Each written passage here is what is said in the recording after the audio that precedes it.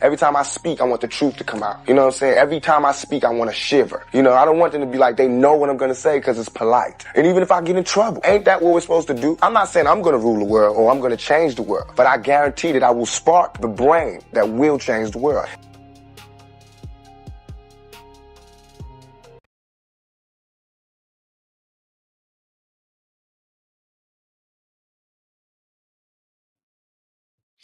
That worked a whole lot better than last time around, where I had all of those little StreamYard streaming issues. So once again, good morning and welcome back to Unsupervised Black Men. Last week we asked a question: why are people so uncomfortable when Black men compare notes? This week I want to ask a different question: why are so many of us trying to fight systems as individuals? In America, we're taught to admire the individual, the entrepreneur, the self-made man, the lone genius, the rugged individual. And there's something admirable about that. Personal responsibility matters, self-improvement matters, discipline matters, and no one's coming to save you. But somewhere along the way, many of us were sold the idea that individual effort is not just necessary, but sufficient. And that's where the trap begins. Because when you look at reality, almost nothing important is accomplished by individuals alone. Businesses are systems. Universities are systems. Political parties are systems. Corporations are definitely systems. Media organizations, those are systems. Governments are systems, and even families are systems. At every level of society, organized groups outperform isolated individuals. Not because these people are smarter, and not because they're more talented, but because coordination multiplies capability. One person can work, a group can specialize. One person can learn, a group can compare notes. One person can build, a group can build infrastructures. That's why the question isn't whether individual effort matters. Of course it does. The question is what happens when an individual runs into a system, and what happens when a group runs into a system. Those outcomes are rarely the same. As a Black man, this lesson is especially important because historically, whenever Black men have built organizations, networks, businesses, institutions, mutual aid societies, professional associations, economic systems, those efforts have faced resistance, infiltration, disruption, and co-option. And that there creates a dilemma. How do you collaborate when collaboration itself attracts attention? How do you build when building attracts opposition? How do you coordinate when coordination is misunderstood or discouraged? The answer historically has been code, not necessarily secrecy, not conspiracy, but code. Shared language, shared understanding, shared signals, ways of identifying allies, transferring information, and coordinating action. Every successful group develops a code. The military has one. Corporations have one. Fraternities have one. Trades have one. Professional networks have one. The question is not whether codes exist. The question is whether it's understood by the ones who are already participating in it. Today, I want to explore what happens when Black men stop talking as individuals and thinking as individuals and start thinking in terms of networks, systems, institutions, and coordination. Because maybe the goal isn't to become the strongest individual possible. Maybe the goal is to become a part of something stronger than any individual ever could be alone. And I want to be very clear about something. This is not about an attack on individuality. This is not me saying that individuals don't matter. The individual absolutely matters because every system is made of individuals. But an individual by himself is limited by time, attention, energy, memory, money, access, and opportunity. You can only be in one place at one time. You can only learn so much by yourself. You can only verify so much by yourself. You can only build so much by yourself. And that's not an insult. That's just reality. But when individuals become coordinated, something changes. One man sees a pattern. 10 men compare 10 patterns. One man has one skill. 10 men can specialize. One man has a network. 10 men can connect networks. One man can be ignored. A coordinated group becomes harder to ignore. That's what people understand in every other context. Nobody tells a corporation to just believe in themselves, just standing out isolated and alone. Nobody tells political parties to work on their own confidence. Nobody tells universities to just pull themselves up by their own bootstraps. Nobody tells governments to stop making excuses and operate as isolated individuals. No, they organize, they fund, they study, they recruit, they train, they build pipelines, they build institutions, and they build systems. When Black men start talking about systems, suddenly everybody wants to bring the conversation back down to the individual. Just work harder. Just be confident. Just get your money up. Just make better choices. And sometimes that can be true, but it's incomplete, woefully incomplete. Because in every serious group, in every society operating through systems, that's the way to go.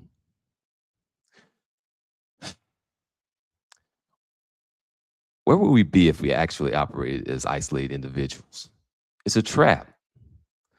The system teaches you to admire the lone man so much that you forget that everybody else has organized groups.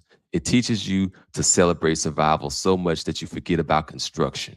It teaches you to chase personal escape as much as you can instead of collective leverage. And that's why I keep coming back to this phrase. You fight systems with systems, not with vibes, not with slogans, not with motivational speeches, not with outrage, but with systems. A system does not have to start as a corporation. A system does not have to start as a formal organization. A system can start as a group of men comparing notes. It can start as a shared calendar. It can start as a group chat with a purpose. A system can start with a referral network. It can be 5 men saying, okay, if one of us learns something, all of us learn it. That's a system. If one man finds an opportunity and brings 3 others in, that's a system. If one man has a skill and teaches it to the group, that's a system. If one man sees a pattern and the group tests it against their own experiences and they see that it's accurate, that's a system. If one man falls behind and the group has a way to pull him back into alignment, that's a system. That's why comparing notes matters, because comparing notes isn't about gossip. It's not about complaining. It's not about venting. Comparing notes is how systems begin to see. And a system that can't see can't respond. A system that can't communicate can't coordinate. And a system that can't coordinate certainly can't build. And a system that can't build will always be forced to react to the systems that already exist. That's the position that many of us are in. We're reacting to education systems, media systems, legal systems, dating markets, economic systems, and political systems. And we're most definitely reacting to narratives that were already built before we ever entered the conversation. And that's when we're told, why are you reacting like that? Because the system was already moving before we ever got there. So the question becomes, do we keep reacting as individuals or do we start responding as a system? Because there's a difference. Reaction is emotional. Response is organized. Reaction is immediate. Response is strategic. Reaction is what happens when the world pushes you. Response is what happens when you have structure. And that's where I think Black men have to move next. Not away from individuality, but beyond isolation. Not away from personal responsibility, but beyond personal responsibility into a whole world map. Because personal responsibility tells you get stronger, but systems thinking is where you aim for that strength. Personal responsibility just tells you to work, but systems thinking, that tells you what your work is connected to. Personal responsibility says do better, but systems thinking asks better towards what? And that's the part that people often skip. It's the direction. You can be disciplined, but in the wrong direction. You're talented, you can be talented, but in the wrong system that operates against you. You can be loyal to a structure that doesn't benefit you. You can work hard to build someone else's leverage and have none of your own. And that's the question that I'm asking here. Not are you working hard, but what system are you working to feed?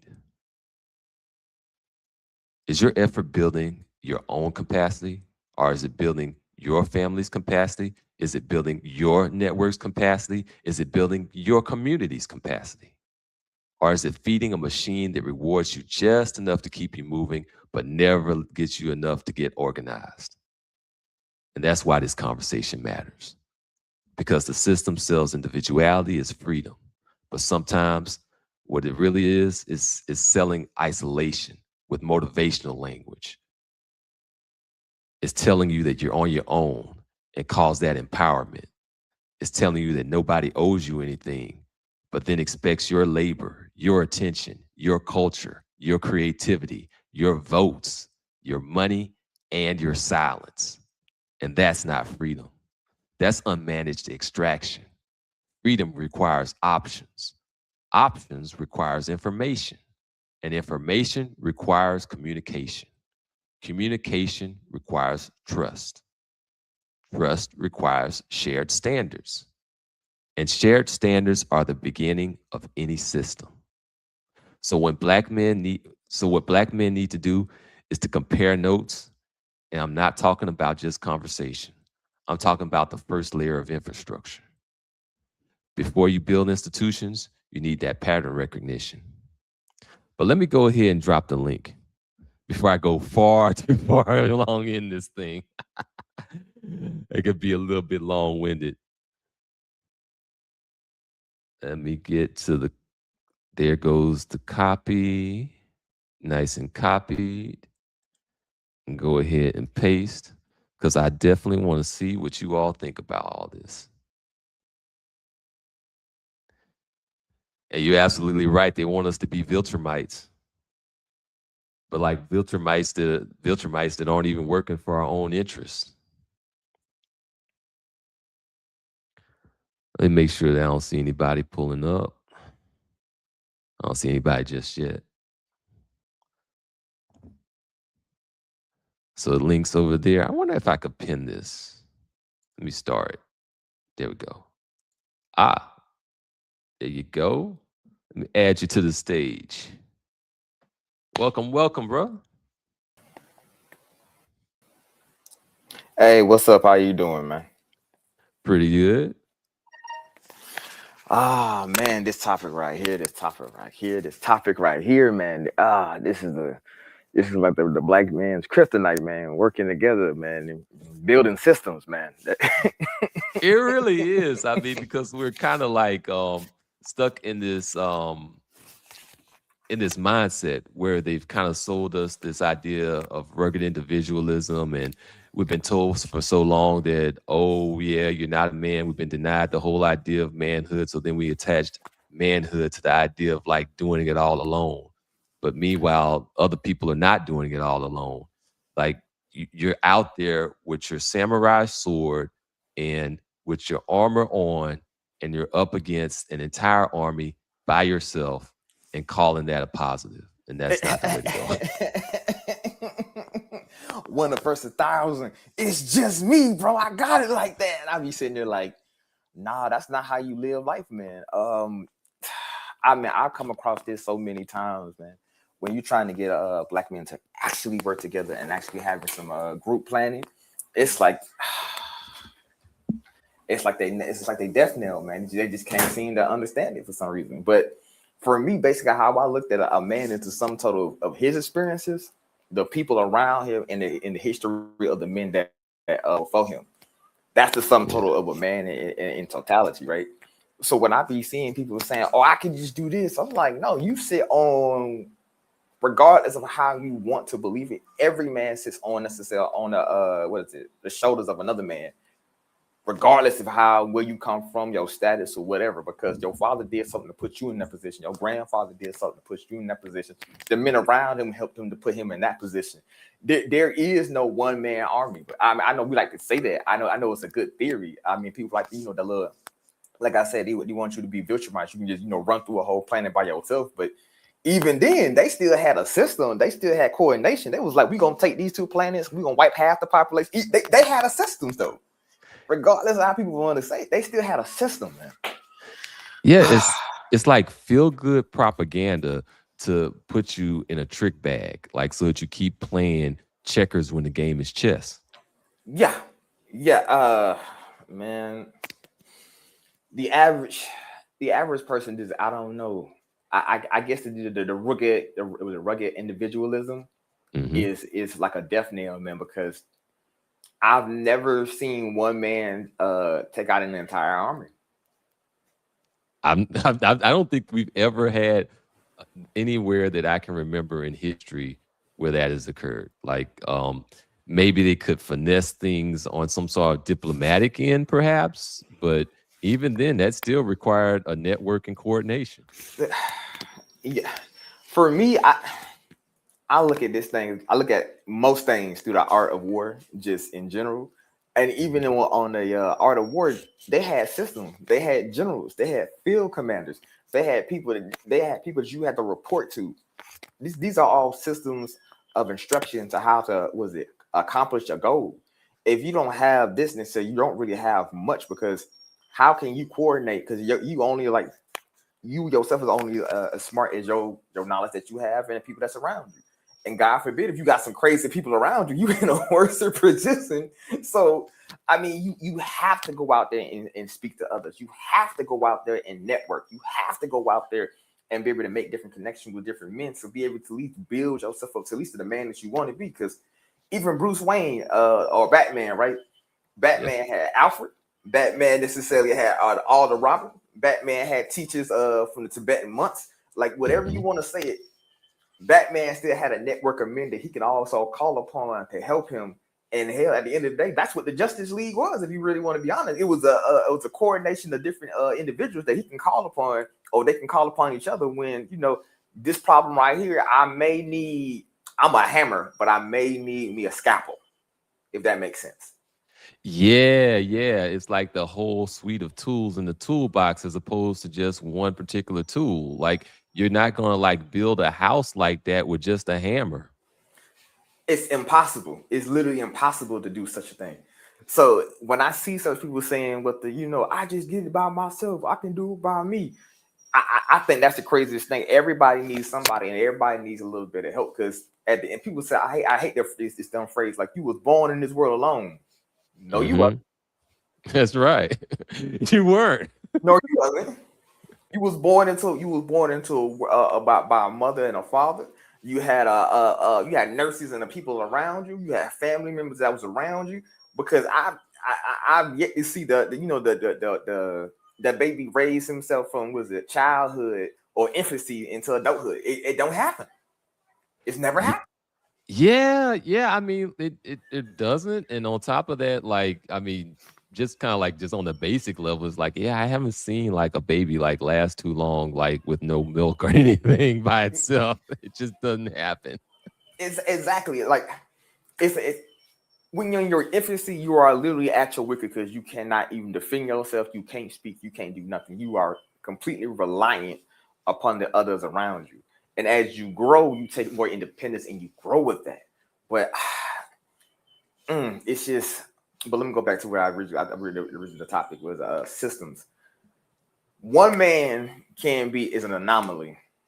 A group of men that's an issue. I think I was watching a show about that actually today. I may send it to you after this. But it was like some aliens that took this one little creature to like a whole new world necessarily, and tried to make him into I guess like some kind of slave or something, or to fight in the army. But the thing is, I think he was like, well, I need people if you want me to fight an army. And when they brought the rest of his people with him to be trained, they rebelled. See what I'm saying? Because at the end of the day, one person can only accomplish so much. Like you can only check so many angles. You can only see so far. You're limited in your ultimate ability to achieve. I think that's what makes humans actually great, is our ability to rely on others, to use a different person's skill set, or embody another person's attributes. I literally believe that is what makes us like a special creature. We can embody other elements of other creatures and other people. Oh yeah, that's adaptation. I guess another part of what I was thinking about too is that there's like different levels to the whole operation too. Like you have like systems versus systems, like how you'll have country versus country. You'll have additionally on top of that, you can have systems within systems where you have like a particular sect within a broader system itself that can possibly move things, and that's like another way to go. And then the hardest possible way of going is when you have just an individual operating within the system. Yeah. What is the phrase again? If you want to go someplace fast, go alone. But what is it? Oh man. Yeah, you got it right. Like if you want to go fast, go alone. If you want to go far, go with others. Go with others, yes. And it's just I don't. It's hard for people to willing to get up that trust to be like to sit down and say, "Hey, let me take the time to get to know this individual." For me personally, like I'm saying, me personally, right? I'm always willing to sit down and have a conversation with anybody, because you'll never know what you will learn. You'll never know what you can gain. Because I've learned more necessarily just talking to random people. I think I was actually wanted to meet the minister of Uganda one day, just being friendly. Whoa, that's major. Yeah. So just having simple conversations with him, and just talking to him. He was like, "Oh, you seem to be bright for an American." And I don't know if that I don't know if I should have took that into a high offense or not, but I mean, it's just crazy how many people I was able to meet in my lifetime just by being able to properly network with individuals. Yeah, man. You hit the nail on the head earlier when you were talking about trust. Like before you can actually get to like a code and agreeing on a code and get into structures of any system, you got to have trust. And unfortunately, like a lot of what we've had experienced in our society has been aimed at reducing our level of trust in our group. What's up, Nameless? Chatting the instructors on the panel. Os.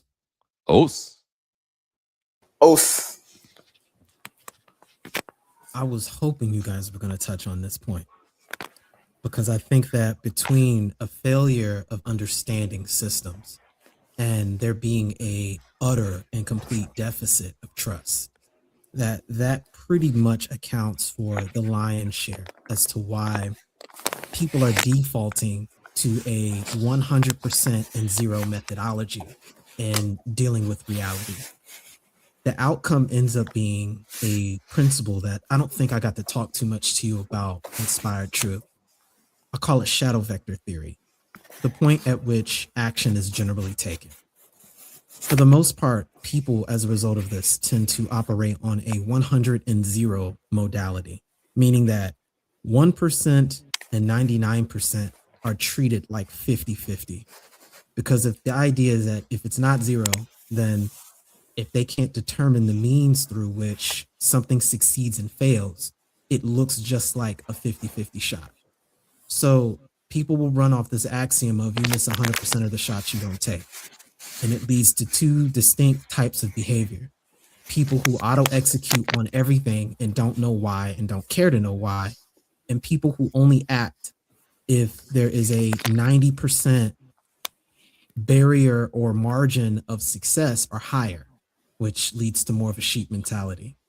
And so when you operate on these two things, it's a coping mechanism to deal with not one, understanding the system, two, not having the adhesive to trust enough as a currency to work with each other, and three, not having an objective that is seen as worthy enough or vital enough to cross that barrier to operate with systems and develop tactics, especially since, again, if the environment is reduced down to a 50-50 dichotomy, you won't need to, quote, know what's going on. You won't need to understand the granular moving parts that contribute to a system if everything's 50-50?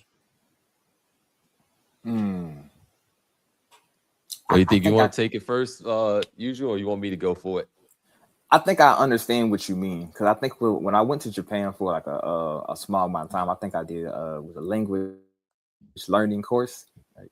So when I went there, I was trying to get like well, technically incriminating myself. You don't gotta say that. You say prepared, dog. Nah, they ain't gonna be able to catch me. They ain't gonna be able to catch me. I think it was like I had like a student visa, but I basically was working on a student visa basically.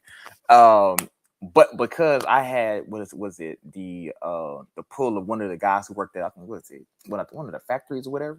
Oh, he was able to help me, a sponsor, right? He was basically allowing me to get me working other places that I normally wouldn't be able to get to, and he was allowing me necessarily to access different modes or different people in different areas, because that was his network.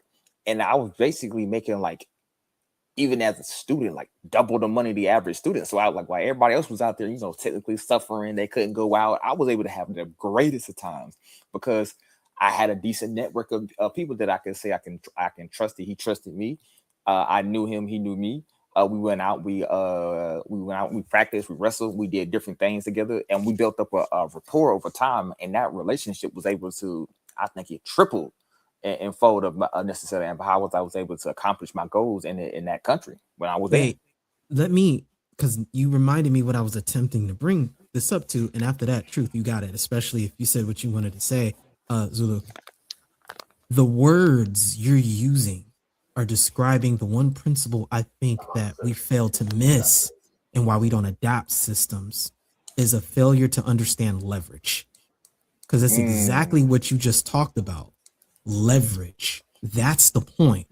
And that was going to lead to a bigger conversation, because again, I practice Nimpo, and the entire art of Nimpo is learning to manage leverage. A shinobi no mono is almost always by themselves, but they're not without tactic and strategy.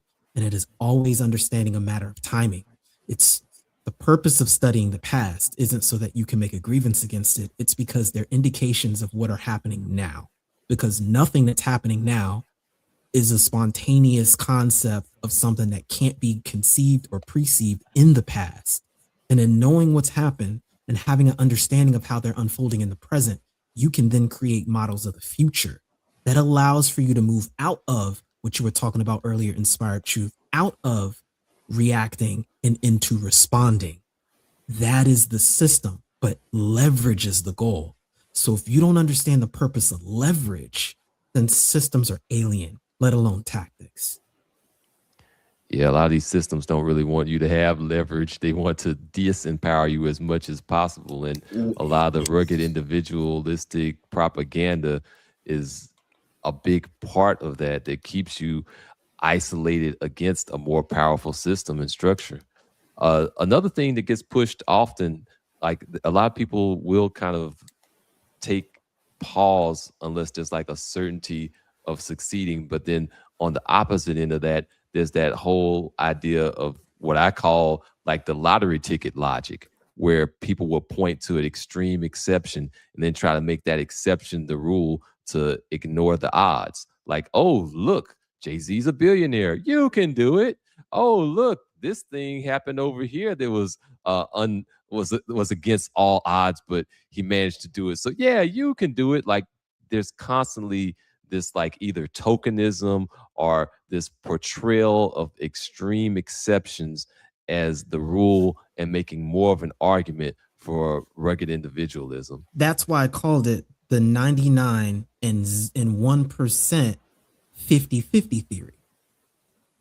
Does that make sense now? Yeah. And it's because, again, because people don't respect that these are exceptions. If it's not zero, it's seen as a 50-50 chance. Because if you don't understand the mechanisms behind it, it becomes exactly what you're talking about, which is a lottery. What's good, Naima? What's good, everybody? Sorry I'm late. Sorry I'm a bit late. Yeah. Don't mean to be. Just came in just in time. Yep. Hopefully. Did you How's catch? everyone doing? Pretty good. Did you catch any of what we were saying? Just a little bit. Okay. Just a little bit, yeah. Well, I can just, I can pick up where you left off and we can continue from there. But what's the discussion today? Okay, so we're talking about systems versus rugged individualism and how we're needing to get away from all of that rugged individualism mindset and propaganda. It's just kind of hard to beat a system that's an individual. It's better to go systems versus systems. Even if it's a micro system within the larger system, that's still better than individual. That's very true, because what does it say? Team, together, everyone achieves more. Yeah. Another way to look at it is many hands make light work. And unfortunately, instead of coming together, like to use an animal analogy, instead of coming together like a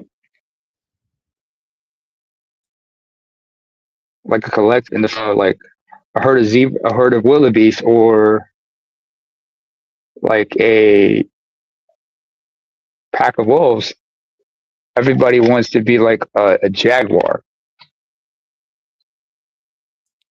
Yeah. I mean, so Now some people, that's a solitary animal. You see, we are, first of all, humans have to understand they have to work collectively.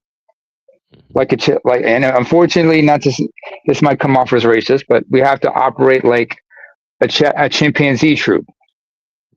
And there are hierarchies involved in that. But they come together for what's important. I would have preferred wolf pack, but okay. Yeah, then. that's your avatar there. I mean, it's wolves. I know it sounds offensive. But out of all animals, years. There's a reason I brought up the chimps.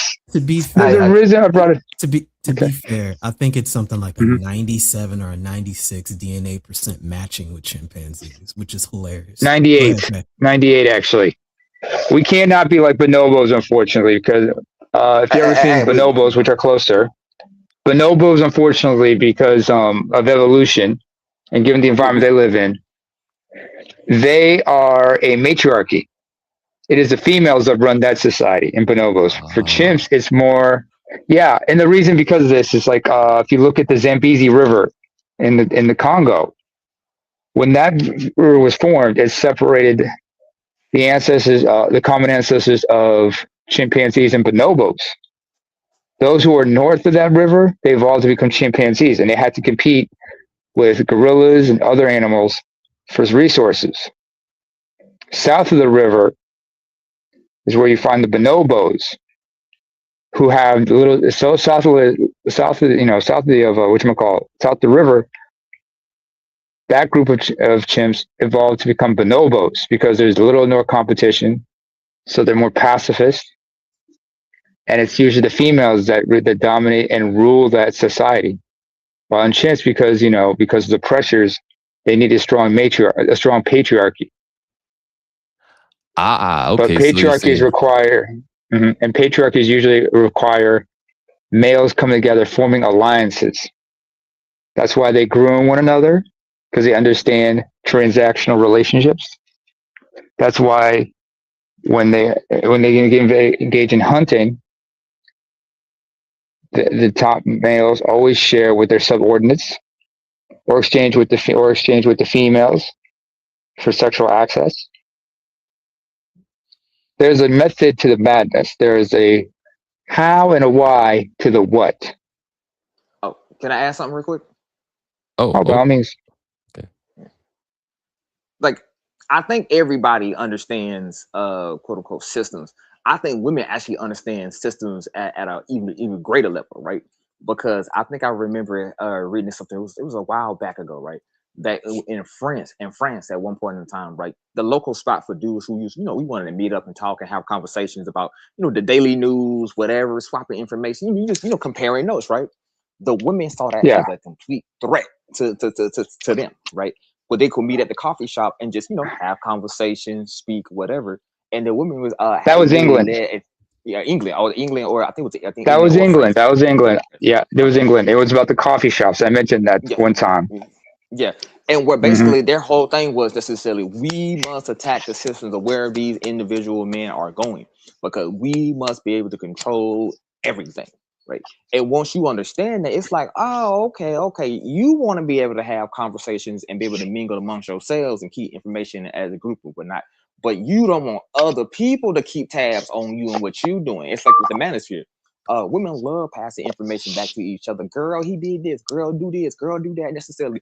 But they hate when you necessarily come together and actually speak and compare notes. Because at the end of the day, once you do that, you basically change the game. Because you went from one man fighting against the wisdom of, let's say, 200 years of women necessarily. Now you got a man necessarily fighting on equal playing field necessarily. And hey, people don't like them equal playing fields.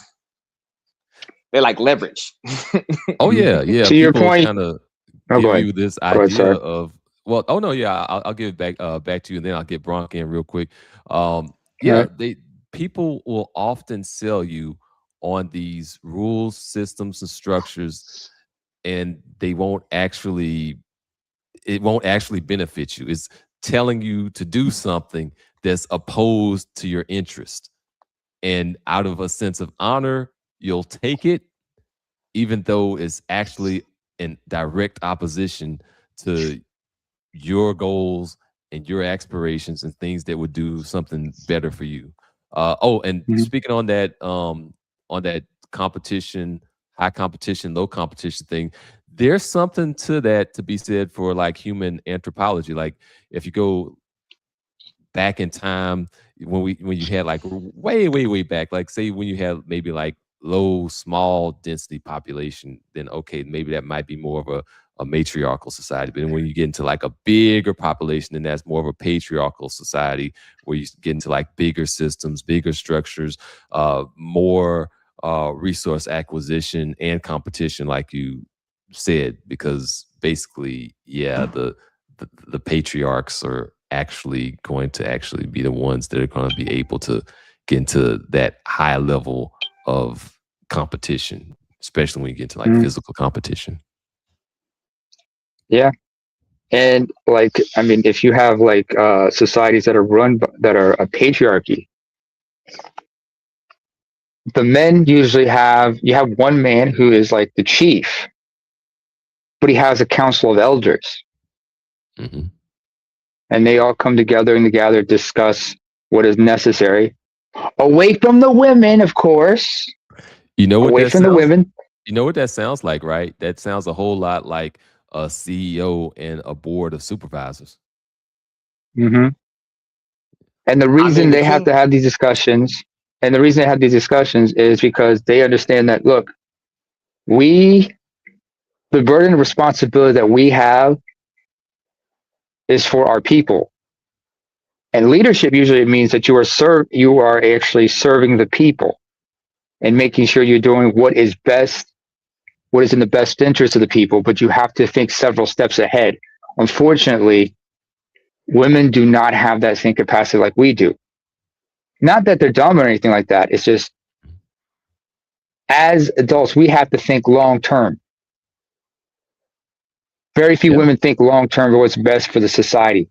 And if a woman does become a leader, like we saw with certain great monarchs, like Amina the Hausa or the Kandake of Nubia, Queen Elizabeth I, she had a council of men, not a council of women. Her council or consorts were usually men, and they gave her certain ideas, but the decision fell on her. She had the final say. Yeah. So when it's a group of women, trust and believe, they don't always have the collective's best interests at heart, unless it is the collective of women, while maintaining some type of status quo. I would say Men, we're that's trying to move false. forward. I'll say that's false on that part though. That women don't even look out for other women. Women lie to each other on a daily basis. Girl, you look fine in that dress, knowing she look ugly. Girl, you see what I'm saying? That man, I think he like you. That dude been eyeing her the whole time. She just wanted the ego boost. Well, that's what I'm saying. Women are naturally just necessarily just selfish. You know, they only look out for their own self interest. So a creature like that cannot ever really truly be the head of a family or a group of anything. Because at the end of the day, where they gonna lead you to if I'm only looking out for me? Let me get Bronk in real quick because he's been Go there ahead. for a while and got to see anything. What's up, Bronk? What up? What up, Truth? What up, everybody? With that Nama. Okay. Nama, you said something earlier that I really had said a while ago, and I'm just going to be upfront and say, like, do you all think incorporating racism into the system is what's needed for it to actually be successful? Ooh, that's a good question. He said that, do you think that incorporating racism into the system is something that's needed in order for it to be a viable system? Yeah, like to actually work, right? Like, do you all believe that we have to have a certain nationalism about it in order for it to work? Let's To say a degree, yeah. we as black men are trying to create a system that actually propels us forward for once, right? Will we need racism in that system for it to be effective? Let's go clockwise. I've grappled with this. I've grappled with this question. I'm kind of curious what you all think about it. Let's go clockwise because this is a really, really good question. I like this. Where should I start first? I think you asked that to. Did you ask that to usual or did you ask that to Namer? Namer. Okay, so you're going first. You're gonna go first, and then it'll be. I actually mean it's outrageous when I say it. So. Okay. So we'll go with Namer first, then we'll go usual, then we'll go me, and then we'll get nameless as the last word on that topic. Me, honestly, I have a hatred for racism because I see what it does, and oftentimes the products of the byproduct of racism is people start thinking in their self-interest instead of the interest of the greater collective. But they also look at things in which their best interest in the short term. So, do I think we need racism in order to advance a society? Honestly, I don't. Unless this is a trick question. But I understand discriminate. You have to gatekeep in certain situations. Like not everyone who has access to information will know what to do with it. And if you're going to work as a collective, you have to work as a collective, you know? Yeah. And it's not a trick question, but it is actually more of a layered question. And I'll dive more into that after. Okay. All right, I think you're up, usual. Oh, me? Y'all don't want to be. I'll make it your channel took down, boy.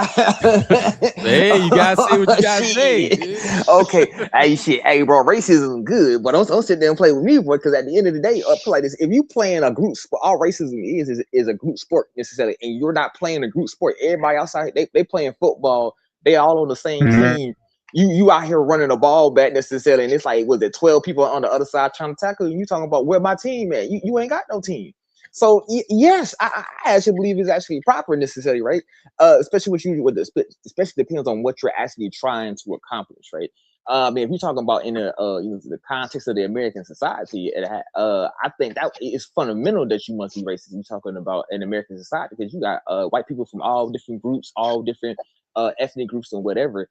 The only thing that binds them is just that maybe our skin color is close to the same, even if that is the same true, because there is a color variation in between them. So I think for the American system, it needs racism to even, I would say to thrive, to live, to survive. It is literally its lifeblood. It is its air. It is its lungs, and it is the air in its lungs, man.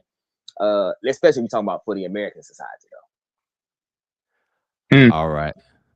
So here I'll try to explain this one here, and hopefully it's not gonna be too much of anything that's gonna be taken the wrong way or whatnot. And I hate to be like a fence sitter, but in a way it's kind of like yes and no. Like it would be nice if we didn't have to have that, if we didn't have to have race taken into account for it. But in the current structure that we're in right now, you're not actually going to move the needle on anything unless you take race into account as a factor. Now, it's kind of like the same thing in terms of like people that are like keeping the status quo and then calling everything like equality. Okay, everything's equal now. It's all equal. It's like, nah, it's really not. Like, I mean, if I just kind of like just made everything like, okay, now from this point forward, we're all going to have equal access to loans and equal access to opportunity to this, that, and the other, equal access to jobs. But then we've had like hundreds of years of loan discrimination, job discrimination. You're going to have that massive wealth gap deal, and you're dealing with a massive wealth gap in a capitalist system where you need capital to make more capital. So it's not like you even have too much of a choice in the matter. You're going to have to do something to actually benefit your aggrieved, oppressed race. Now, that doesn't mean that we can't have collaborators and that we can't have different people that we operate with in other races, but then they're going to have to be on code. And even the people that we have that do have our same hue and our same skin tone and are still in our same lineage, a lot of them are also going to be a bunch of them that's going to be off code. So there's a lot of tribalism that occurs, and that's like another extra thing where people will get into all of their different sectors and then nobody can really get along and hash things out and get things working together. But I think it's got to be one code based and with our best interests at heart, if that makes a lot of sense. To your point, when you say you got other people who is of your hue but from another place, I would have to say, as someone who's in that that precarious situation, guilty. And I say that to say this. Just because, those who are from a different hue, who are from the same hue as you, but they're from someplace else, their interests do not necessarily align with yours. And I'm not saying that like it's a good thing or a bad thing. It is what it is. But where you can find, if there's a way where you and they may have to be very transactional in your relationship. They're on code for the most part. They are on code. But being around you, they realize they have to know what's in their best interest. And if collaborating with you is in their best interest, they'll do it. If not, everybody needs to be themselves. And the size of the collective will always determine the fate of the group. And let's say you have capital. Not everyone knows what to do with that capital to create wealth. Yeah. So you might have to make sure the right people. You have to make sure that in your collective, if you're going to try to gain capital to expand yourselves, has to be in the hands of the right people who are like-minded, on code, and not swayed in one way or another to go corrupt or go rogue. Yeah, that's true. But I gotta get nameless in there real quick because, like, I was going clockwise. If you got time. Oh, there you go. All right. So I got a lot to say about this, and I'll be as brief and direct as I possibly can. It's the whole reason why I say that social dominance theory is 100-0. It's 100-0. Because everything I hear about people speaking about racism can be boiled down to social dominance theory. 100%. Arbitrary set discrimination, subordinate outgroup male hypothesis. 125%, no question. When we look at any and everything that is ever required using the words black plus male, subordinate outgroup theory is a foundational understanding. It determines what I described, again, my whole system, my whole monokokyu system. The first freaking form, ichi no kata, is ten no kage. that translates to heaven's shadow. In fact, let me just read the first waza. I'll just read the waza out. Okay, go ahead then. Ichi no kata, ten no kage, heaven's shadow. The essence is animated by the principle of ten, which means heaven. This foundational form concerns the cultivation of clear perception, meisatsu. Its practice fosters the ability to identify fundamental cosmic order, tindo, and discern its manifest patterns, the structures, hierarchies, and hidden dynamics, aka shadows, that shape existence. Herein lies the understanding of creation's blueprint, the necessary first step upon the path of mu, or the void. The lower teaching, and this is pretty much where you're going to end up 99% of the time, the lower teaching. These patterns find echoes in mundane sciences studying the structure and cognitive recognition. Crucially, the tendency towards group-based social hierarchy as analyzed by social dominance theory represents the key manifest shadow of order within the human realm. Recognizing this structure serves as the essential kihon, which means fundamental basis, upon which all subsequent forms addressing the human interaction are built. If you don't understand where you stand in the hierarchy in any given circumstance, you can't even establish a foundation to understand the concept I was trying to bring up earlier, which is leverage. That's the whole purpose behind the system. It brings me back to why I even got into the whole political Mandalorianism piece, which is to help people understand that what you're talking about right now is a social contract, the origins of which begin with a policy. An individual, a group, a institution, or a state can develop policy. And in the instance that policy is met with a disagreement, that's where you're supposed to enter into negotiation and diplomacy.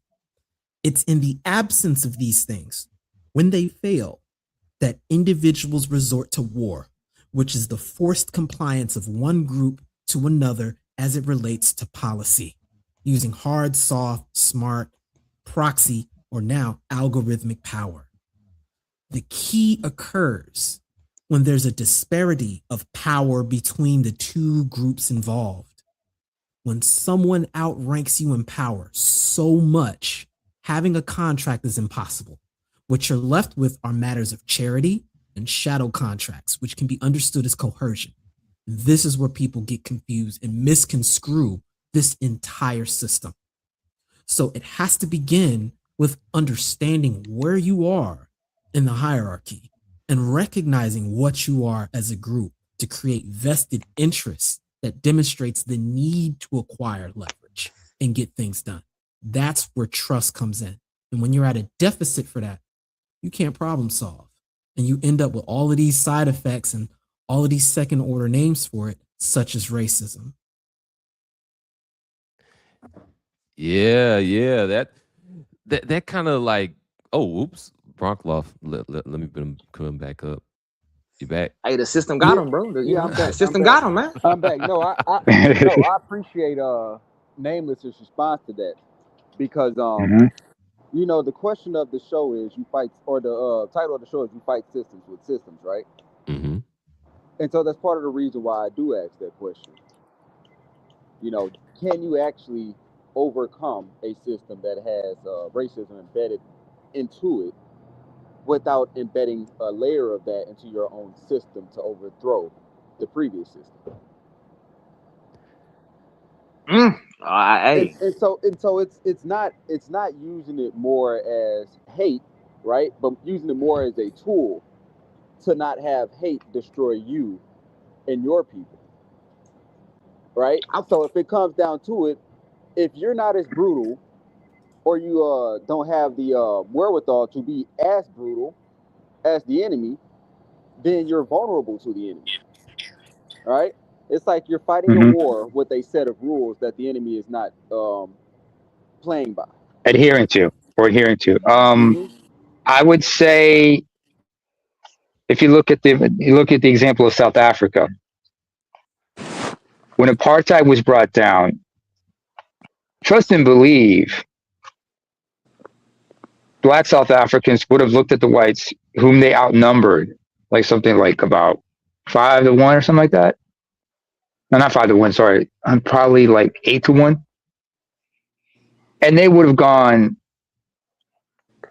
completely all Tasmanian devil on them. But the leadership, like groups like men like Mandela and everyone, or Desmond Tutu said, no. We have that capacity, we have that capability, but we can rise above that. And what we need to do is set up a new social contract of sorts so that we all can coexist. Because if we take them out, what does that do for us? Especially considering... Free up my land. Yeah, I mean, you talking about from the South African perspective, free up my land. Free of your land, yes, but I get what you're saying, but I'll use Zimbabwe also as another example of this. But here, let's not forget, the whites have already been embedded in the system that they created. You remove them, you're going to replace them with who? Especially in certain sectors of the economy that they were dominant in, and you don't have enough people with the skills for that. This is why the Truth and Reconciliation in South Africa was set up. Another example I could give would be Zimbabwe, when they did the land reforms. But that land reform was also somewhat politically motivated, because the only people who benefited from that land reform were the whites were dispossessed were usually members of the dominant group, or the members of the main political party. And we're back to and look at the fallout for that. I get exactly.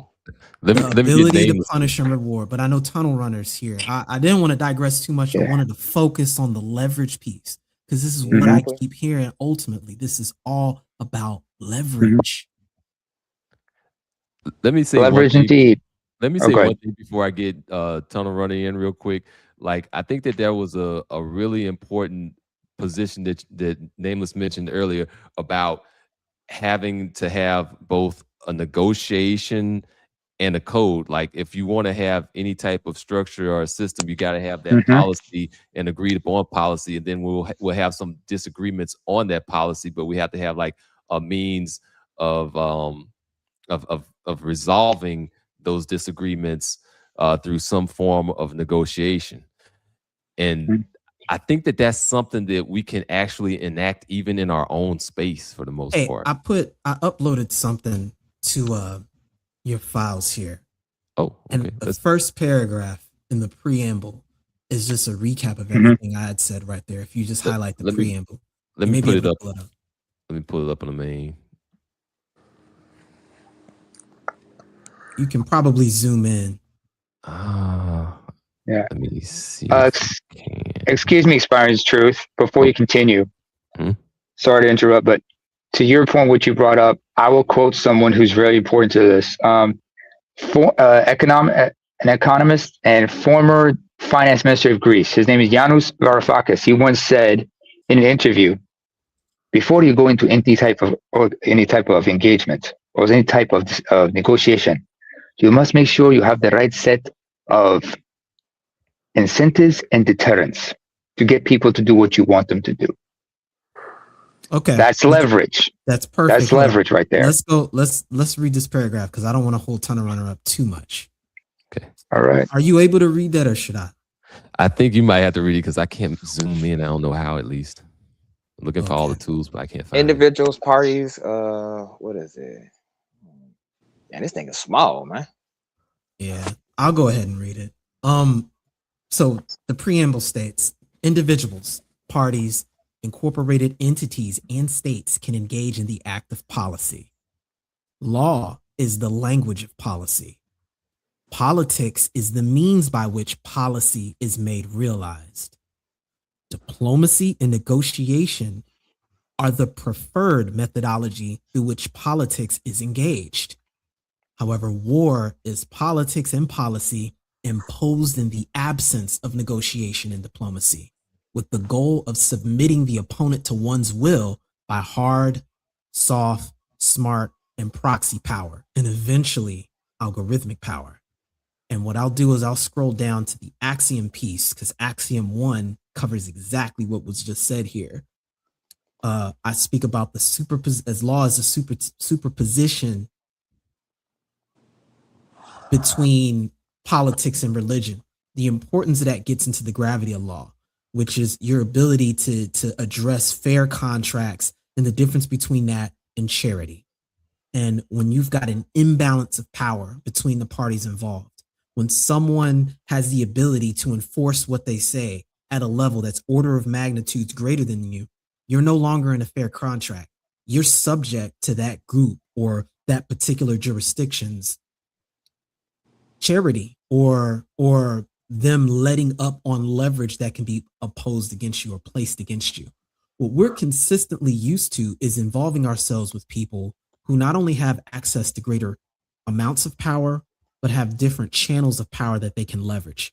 They don't have to use violence to get things done, but the promise of violence, your capacity to wage that violence, can create alternatives for people to prefer negotiation rather than just deal with you. And I think the ultimate point of understanding systems is that we get defeated at such a low level because we're ready to win an individual physical confrontation and fail to understand that we don't have non-physical power to support that. We lose to the pen every single time, irregardless of how good you are with that sword. Because even if you can win an individual battle, you lose the war because at the end of the day, every time you use that sword, you still have to face the pen. And if you don't have the leverage to influence those outcomes, it's a wrap fundamentally. You are still doing nothing more than renegotiating the contracts, the context of your enslavement. You're just doing a renegotiation of it. You're rewriting the conditions under which you'll be enslaved and calling it liberation. That is really what we're going through right now. That ties into a whole lot of like what I've seen with the whole Carmelo Anthony situation. Like you have basically a teenager that ends up defending himself, that ends up going through a system. Like individually, he was able to defend himself, but then he had to go up against a whole media apparatus. He had to go up against a judicial system. He had to go up against all of these different structures that were operating against him. Like that whole idea of the blackout, you know, like, okay, no information getting out, that lack of transparency does actually impact things because you don't have like the social pressure to really get a greater sense of actual justice, like a big push towards really verifiable justice. Like what we actually have here is like a selective narrative, because when you because it was so outrageous. Like, so you don't have like real transcripts coming out. You have like legal notes. You don't have the ability to even do audio and do audio recording. You don't have the ability to get all of the evidence out of the case. Like you couldn't get like every video that was possibly available. And that kind of like even brings me to like this other thing that I have here, and I'll get Tunnel Runner. I promise I'm gonna get you in Tunnel Runner. But I'm waiting. I just want We don't like like him anyway, bro. No, we love Tunnel Runner. What are you talking about? We don't like Tunnel Run over here, bro. We don't like Tunnel Run over here, bro. We want to hear all about those pancakes. That's what we want. Damn, that man and his coconut pancakes, bro. I'm telling you, bro. Don't get this man happy, bro. I'm tired of him. Yeah, we gotta hear about those pancakes. It's breakfast time too. Most definitely. So here's one of the things that came out like shortly a while ago. And I'm still going to leave this in the unconfirmed category sector right now, but it is a very real possibility.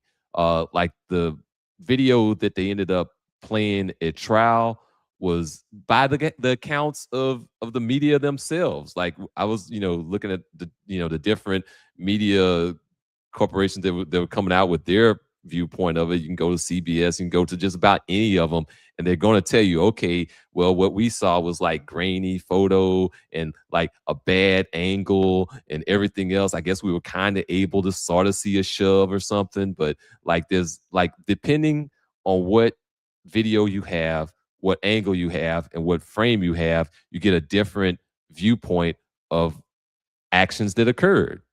So long story short, there's this there's something coming out right now saying that some folk filed like a Freedom Information Act for another video, and I'm still not gonna call it like necessarily true, but I will call it like plausible. So I mean, I'll just go ahead and quickly play some of these two folks that requested this from their Freedom of Information, and kind of talk a little bit about like the difference between what you get when you have transparency and when you don't have transparency. That put in a FOIA request to see the video. What I saw was starkly different from the testimony that I heard given in the trial. There were 6 kids that walked up, 2 splintered off. I guess that part of was introduced in the trial where they went to deflect the coach. The other 4 walked directly to Carmelo Anthony. There was a brief conversation, I say maybe 20, 30 seconds. And from there, a scuffle ensued. It didn't last long. Carmelo backed out the canopy. He looked one way, looked to the left, and flew down those bleachers. Now, this is the video that was presented to us. This is the questions that I have, though. Why wasn't that video presented in court? And is it the true video? Because again, it's starkly different from the testimony given in the trial.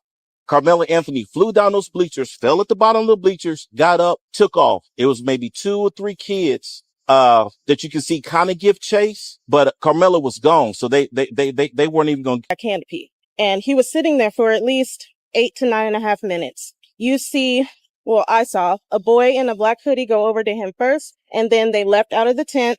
And then you see coming across the field was another 6 boys. When they got to the bleachers, one, he went out of frame and the other one sat at the bottom. But the remaining 4, they went directly to Carmelo Anthony. And like T said before, it was a brief conversation. And then all you see is commotion. And we know from the interviews that Hunter did, we know that Hunter was, in fact, up underneath that tent. The next thing you see, you can see Carmelo in the midst of them assaulting him. You can see Carmelo trying to back out, but he gets pulled back forward. The next thing you see is Carmelo. He comes shooting out the back, but he's still not standing. And he had to like kind of crab crawl backwards, and he had to like jerk away from them because they still had a hold of his hoodie. He goes up a couple bleachers and he's looking around for which way to go. He runs diagonally down the bleachers and then he falls. At the time of him falling, that's when I noticed another 3 boys. So I'm gonna kind of like leave that still all into the unconfirmed set of category, because we haven't had like the video released out to the public or anything like that. But it does kind of speak to the point that asymmetry of information is another display of power. Like when you can kind of obscure things, you can kind of shape the narrative. And a lot of what we saw, and a lot of what we saw here, form of power. yeah, it pretty much is. I mean, and a lot of what I've been seeing in the media was kind of like subtly making him guilty until proven innocent.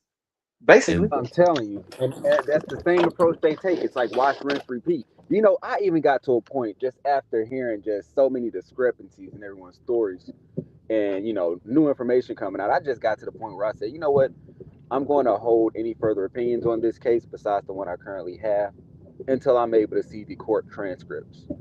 So when those come out, I'm going to read through them all.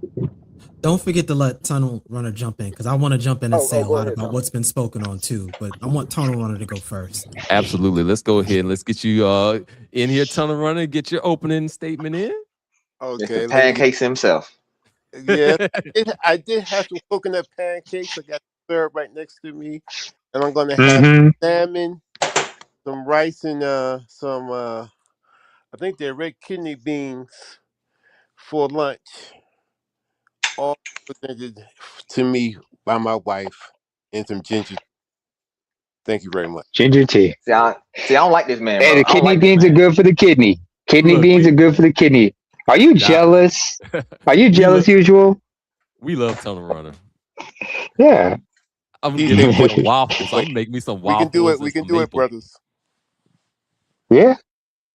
But yeah, I was gonna say, I see most successful people, and this does with they have a plan and they work their plan.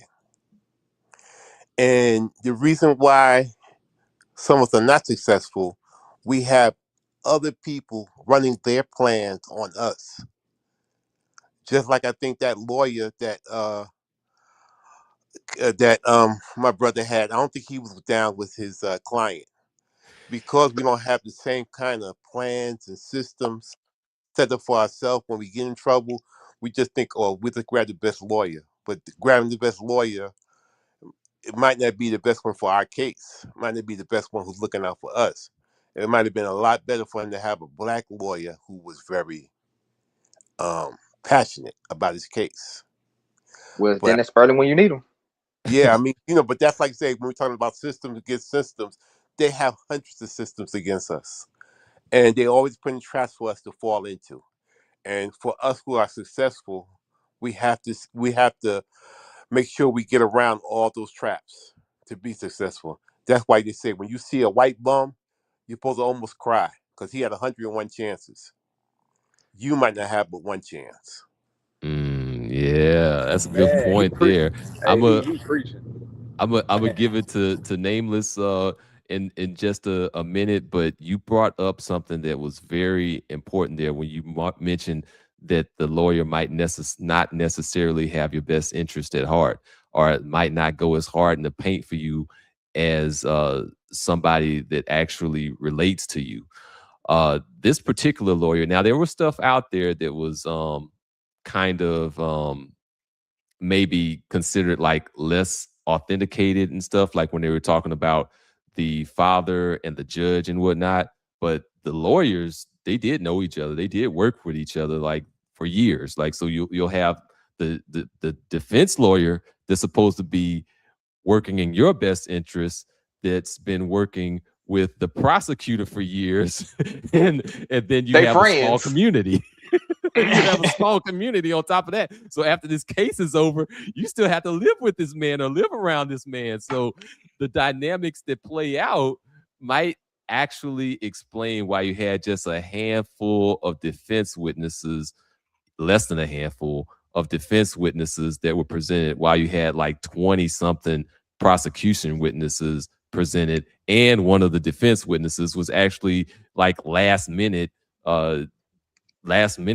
barely even coordinated or talked with, and was more more of a gift to the prosecution. Like the level of what looks to us as incompetence starts making a whole lot more sense when you start looking at a small little buddy network. But I'm gonna hand it over to Nameless. So I'll just say this as it relates to the Carmelo situation, and I guess this will be the official statement of the nameless protagonist. The case in the courtroom oscillated around a specific instance. And I bring this back to social dominance theory and double down on subordinate outgroup male hypothesis, because this is what determined the outcome. Nobody there had the political, I call it the vector of law, to escape the inertia of the subordinate outgroup male hypothesis piece. And it was all contingent upon a single statement that was recorded. He said, "Touch me and see what happens." So I'll get the exact quote later, but anytime any of us has ever been in a situation like that, and most of us first heard this sort of pattern and phrasing when we were at home: don't take the trash out and see what happens. Mm-hmm. Don't put that down and see what happens. Come to this house with anything that's below a C again and see what happens. We know what that means when we hear that. When we hear that, there's a recognition that that statement is defensive and is establishing a perimeter. It is something that's being done in the spirit of negotiation.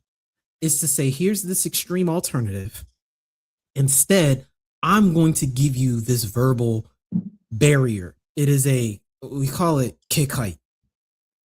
That's like a barrier or shield. It was a verbal statement to establish a perimeter. It was, in other words, a defensive action. It's to say, in lieu of attacking you, I'm going to establish a boundary. Touch me and see what happens. Especially if you're in a posture of backing up and withdrawing and getting smaller and not getting larger. Mm. That's key here. So when the jury was asked to make a decision on it, this was the key point here. This is a particle wave moment.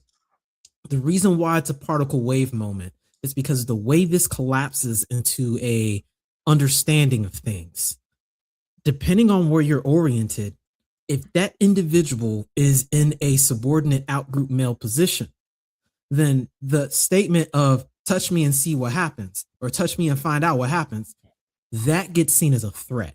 It gets seen as a challenge, because that establishing of a barrier is seen as an extension of autonomy of that particular individual. So it's like creating a domain expansion, if you're familiar with anime. There's a tremendous difference between the two. So for those that aren't familiar, a domain expansion is expanding your jurisdiction, your ability to influence and manipulate a particular spatial grid location. It's an extension of your own physical power in preparation for an attack. So this is what was actually being discussed by the jury. Was that statement seen as a barrier to protect, or as a domain expansion as a preparatory for attack? And where you're placed on that has a lot to say with the subordinate outgroup orientation, because we understand that from this framing, if you're operating on the already established inertia, which means the energy that's already in motion there, then it's to say that those white dudes that are coming up to this black dude, the context is the black dude was, quote, out of order because those other dudes that showed up and pulled up on him were trying to establish order. And so by his expanding his domain, by making that statement from their perspective, he was posturing himself to attack. Whereas everybody else who can understand what's going on from the other side of that recognize his statement as something being done in lieu of attacking. It's to say, I'm establishing this barrier. Don't come closer. That's what the issue was. Go ahead, fam. Oh, I was just going, before I hand it off to Naima, I was going to kind of like simplify it for some of the folk that might be listening in later on. Basically, it's like I have autonomy to my body. You don't have any authority over my body. And the non-black folk consider that as a threat. that's essentially what we have. Correct. And we're back to subordinate outgroup male theory. Because again, it says that if you are in any posture other than complete compliance, any act of defense, violent or non-violent, is seen as a preparatory or precursor to attack. And that regardless of the circumstance, their posture relative to you is they're coming to establish order, and you're the one out of order, which brings us back to the importance of leverage. Yeah, this kind of gets, and this is what we're kind of like what gets a little bit scary now, is the idea and the concept that we're going to end up moving away from having to have the talk about law enforcement and how to comport yourself when you're around law enforcement, and having to cede to the authority of law enforcement, and yes sir, no sir to law enforcement, and now expand that out to any non-white person. Not just talking about like security guards or coaches or anybody with any type of authority, because he did move when he went to the first place to the dugout. Coach showed up, he said, okay, bet, left, moved away from there while it was raining, and then went somewhere else. But like now we're expanding that out to anybody that's non-white, including kids and teenagers. But that's why I use the word inertia. That's a friction you have to overcome. I know I'm talking a lot right now on that because I'm getting ready to go, but I wanted to clarify these terms so people can go back later and really dig into the concept of this, because it applies to so much more than just this, which is the topic of discussion, the need for systems and why systems have to fight other systems. Absolutely. Hey, neighbors, before you jump out of here, man, there was a time, I think about a month ago or so. You're a little low. You hear me? Yeah, Are you yeah, but trying to you're get a away little from the bit mic? low. Can you get Hold closer to on, the mic? hold on, hold on, hold on. Are you using your phone mic or using headsets? All Check right, your is audio. that better? That's better. Way better. A lot better. All right. I wanted to recommend a book if you haven't already read it. It's called The Feminine Mystique by Betty Friedan. There was an episode that you jumped on the Roger Report. We were talking about feminism and its influence in the Black community, and you said something about second wave feminism, and you linked an article that I was able to read. But I don't know if you ever read the book The Feminine Mystique. No, I got it pulled up now. I see it on Amazon. Okay, yeah, that's actually on my to read list. I'm actually in the process of reading The Creature from Jekyll Island for the second time, but I Man. think I want to read that book next.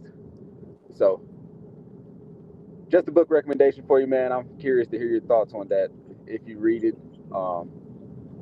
at some point when we meet again. So, That really popular movie director, he had an interview and he was speaking to one of the Rockefellers about how they influenced feminism to expand the idea of having a wider customer base. And like even the scam behind bikinis and all of that, like he was breaking a lot of that down. I'm seeing this book kind of being a book of receipts on that particular posture. I think he ended up dying in the early 2000s though. This dude we're talking about. I got to look into that again. But Die or so happen to have some accidents. he had some unfortunate circumstances that no longer have him with us anymore conveniently. Not long after that interview came out. wow. So yeah. Wow. All How right. that happens though. Yeah. Yeah, man. I guess I'll go ahead like Naima. I guess you were up next. Try to keep it a little bit short enough so that usual can get back in because he's next. Usual. Okay. I mean, to what you guys said about, see what happens, that expression. Another expression I've also remember that's being used to show dominance is, you sure about that?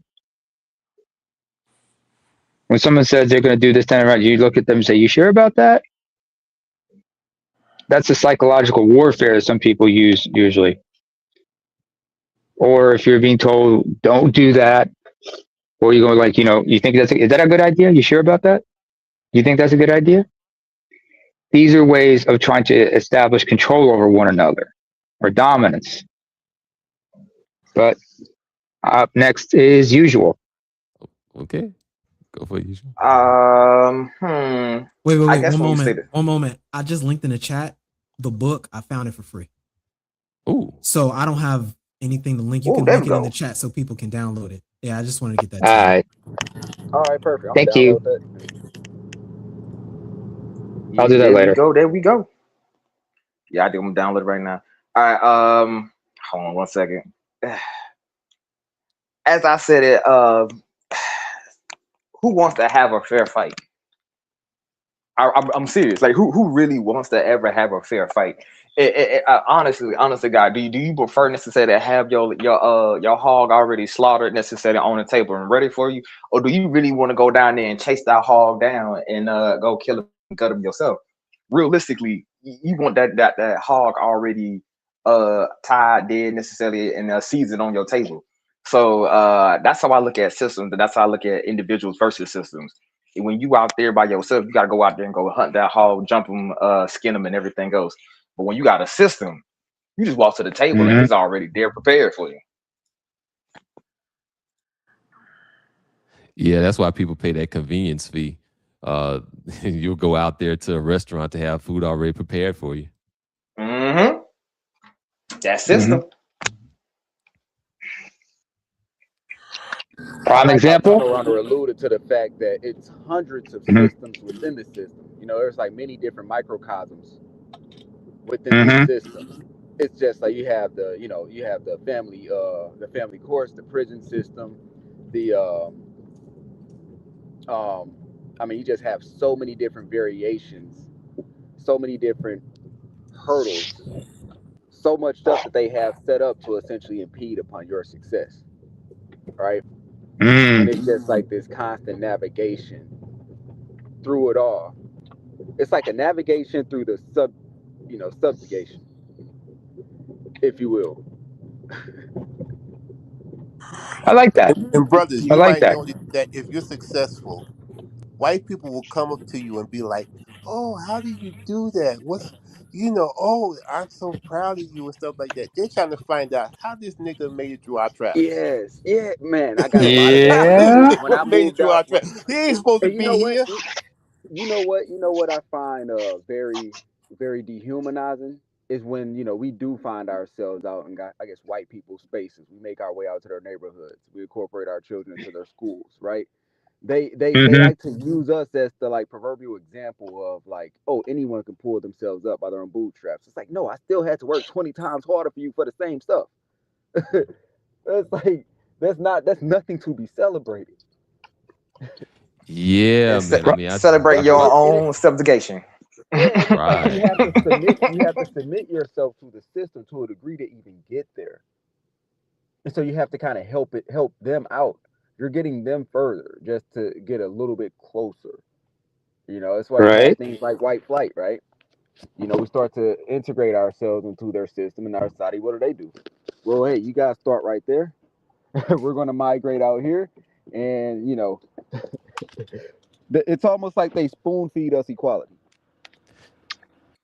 Yeah, I think Yeah, and it's not even really saying, equality though. It's like Yeah. equality after the game is already rigged. Yeah, exactly. Yeah. yeah, 'cause Now that I So got you. so Mr. so Z was so saying our that success. Asians were coming to some of the white communities and being successful. And so then the Mm-hmm. white people like, we don't want to compete. We do not want to compete with these Asians. We left the black community because we don't want to compete with them.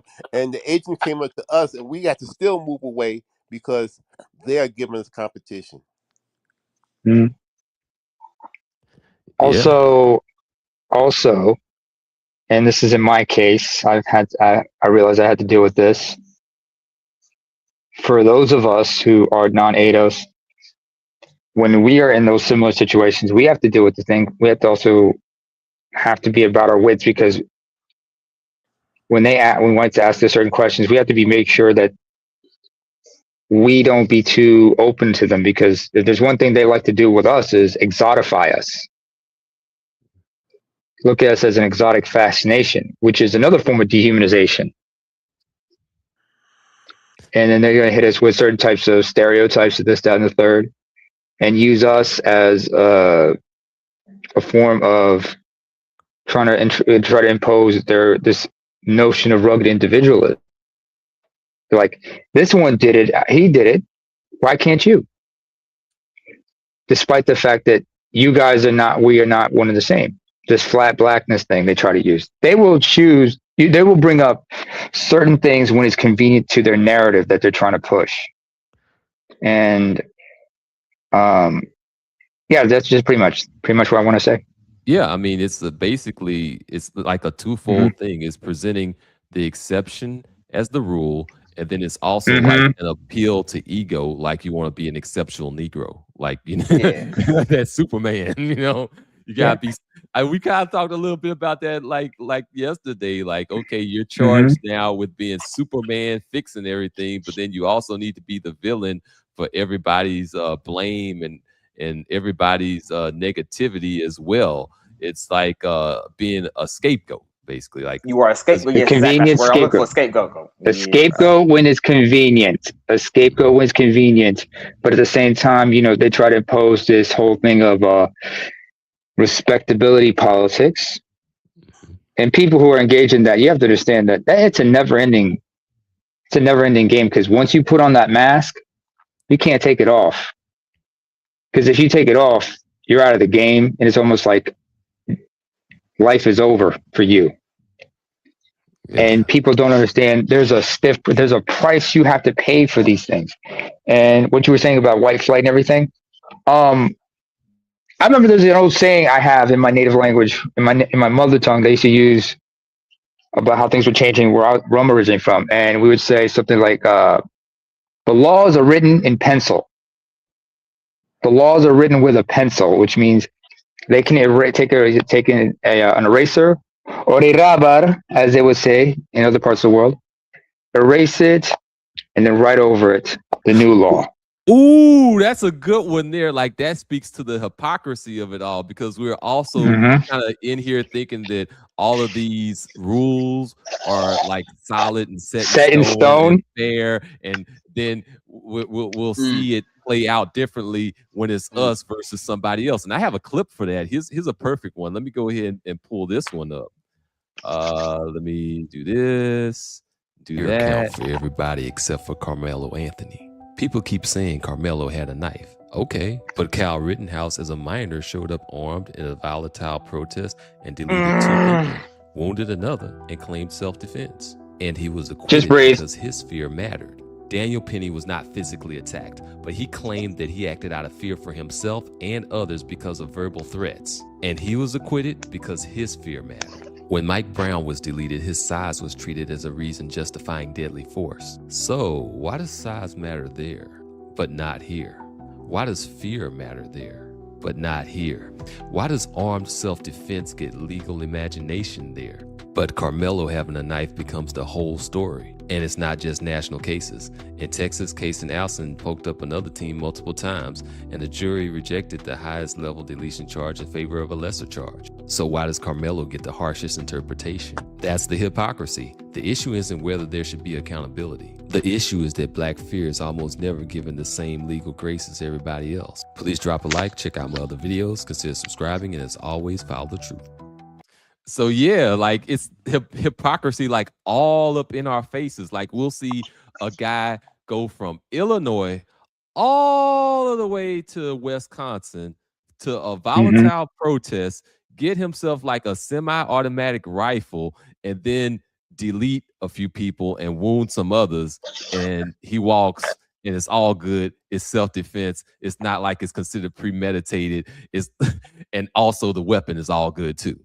Meanwhile, to your point, go ahead. Sorry, go ahead. So finish. Okay, like meanwhile, we have like Carmelo, who has a legal knife. The knife is legal. Like people try to make the argument that, oh, it was a legal knife. It's a legal knife because of school policy, blah, blah, blah. That's conflating 2 different issues. Like the school policy and what is defined in criminal law are 2 different things. Like lawmakers, because I know them, by the way, lawmakers do not, I repeat, do not put up legal definitions for you to ignore them.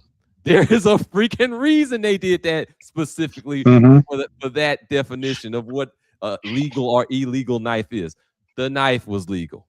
The idea that, oh, hey, over there in the Casey Allen case, they had these criminal extension charges because of blah blah blah with school policy. No, it had nothing to do with the school policy. It had to do with the weapon being lethal, like lethal, not legal. Lethal is the word that we're talking about here, and on every level, we just see level after level of hypocrisy and playing in our face over and over again, because the rules are not as real as power is.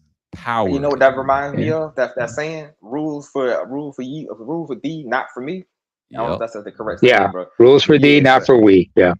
I'm saying like, Also, but what I also want to mention here is, to that point, the double standards and hypocrisy is this. Now, correct me if I'm not mistaken. Carmelo Anthony is 17 years old, correct? He was 17 years old while waiting for trial. Now he's 19 now, but at the time of the event, yeah. Oh, they purposely held him. Okay, because I can remember a few other high-profile cases or other cases where the black defendant was a minor. If anybody remembers 1989's the Central Park Five, 4 of the 5 were tried as minors because they were 14, 15 years old. That's Raymond Santana Jr., the only Latino among them, Kevin Richardson, Yusuf Salam, and Anton McCrae. The 5th member, Corey Weishaupt, was 16. And they opted, because he was 16, like any 16, 17-year-old, the prosecution opted to try him as an adult. So you understand, and if he was being tried as an adult, he would be sentenced to that's how he ended up in Rikers. He was tried as an adult, ended up in an adult prison, despite the fact he was 16, 17 years old. Yeah, that still applies here because the event occurred like when he was still 17. So they ended up trying him as an adult, even though the event happened when he was a teenager. Another example I can also bring is Brian Banks, who was falsely accused by a schoolmate of SA.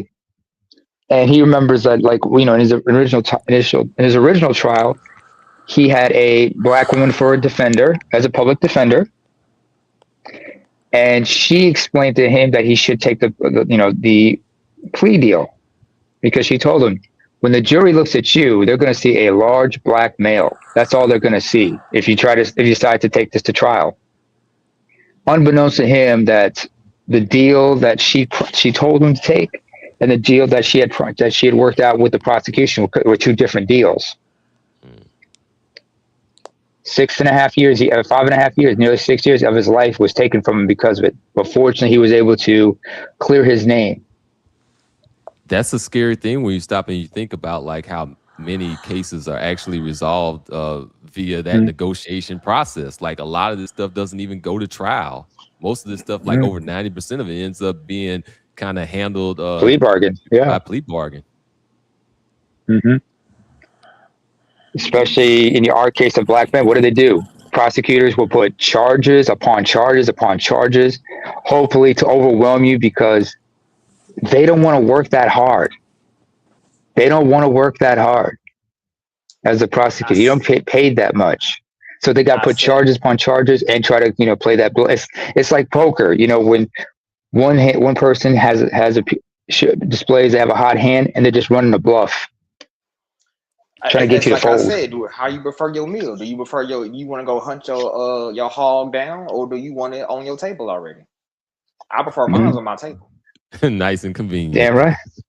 I think there's I bet you've been to a Benihana, because, you know, like you go to a sushi restaurant and they cook right in front of you. Yeah. Which is even better. Yeah, so, you know, I'm with you on that one. Yep.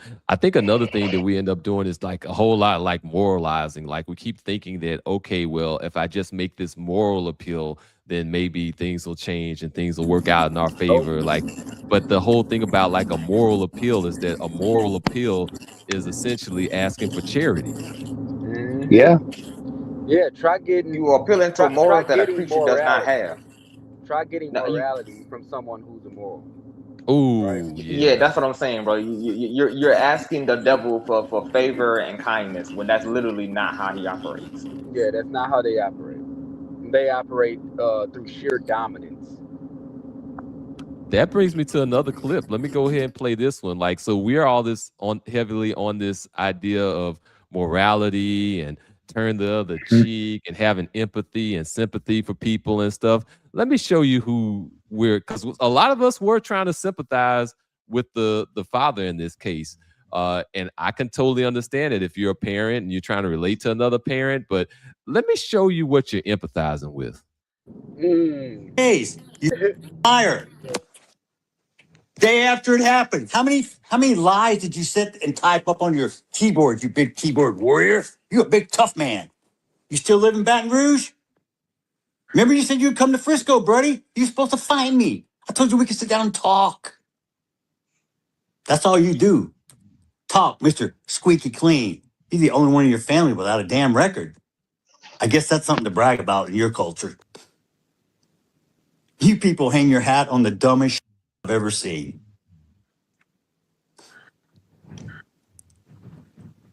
Let me make one up. Y'all can let me make something racist up so y'all can go viral. I got a new name for Mello, okay? Because he was such this little boy y'all were trying to portray. How about Watermelon Felon? How's that one strike you? I hope he enjoyed his first night in that cell last night, because he's going to have many nights to think about what.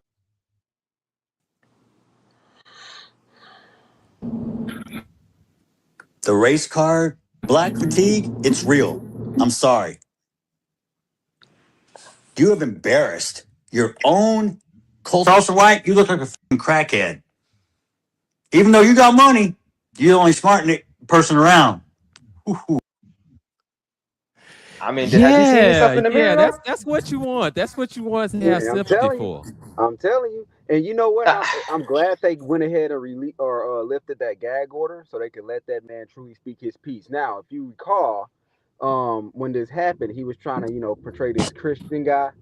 He was trying to get Carmelo's parents together and pray with them and all that. Pray with him and shit. I'm like, yeah, and they rejected him, but I'm pretty sure they saw right through the BS. They saw right through the BS, and this is more representative of who he is, I believe. Now, you know that a bunch of right-leaning conservatives are going to look at that and be like, "Oh, that's just the normal reaction of a distressed father after losing his son." no, it's not. Nah, that's deep-seated belief right there. Like he's thought like that a very long time. That actually brings more perspective, if you will, in my opinion, to how Austin and his twin brother Hunter might have been, and what their thought process might have been. That's their dad. Oh yeah, that's their dad. So a dysfunctional household, from what I understand.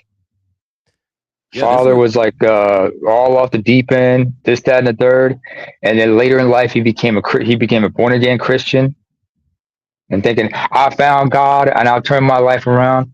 No, you just found a new way to rebrand yourself while still maintaining that hypocrisy. You found someone that you could crucify for your sins. Yeah. Absolutely. And I think that this kind of like explains a little bit about why maybe the twins might have thought that they had like authority over another person's body for some sort of reason. Like when you start kind of listening to this and you start seeing this person as opposed to the person that he was presenting himself as before, then you're like, yeah, now I could kind of see that. And he made his whole disparaging statements about Carmelo's mother and father and all of that about how they need to have impulse control or teach their son to have impulse control. Like, who went and tried to take authority over somebody else's body first? I just say something. All right, I just want to say something real quick. Like I'm very much tired of these people that's out here trying to spring moralism necessarily as when somebody wants dominance over you. Like I'm so getting tired of this moral argument or this law argument or whatever technicality. When somebody's true aim is to quote unquote have dominance over you necessarily, they don't matter which way they go. They'll use respectability if you allow them to be respectability. If you allow them to use moral quote unquote laws that they don't even hold themselves to, they'll use that against you. Because at the end of the day, their ultimate game is for your compliance and subjugation. And for me, I don't know why I can clearly see this and why everybody else in the world apparently can't. But it's just baffling to me sometimes. But I just had to get that off my chest. I'm sorry. Yeah, it's fascinating. Like it's really a power game, and it's getting portrayed as some sort of a moral game instead to try to keep you in this subjugated role.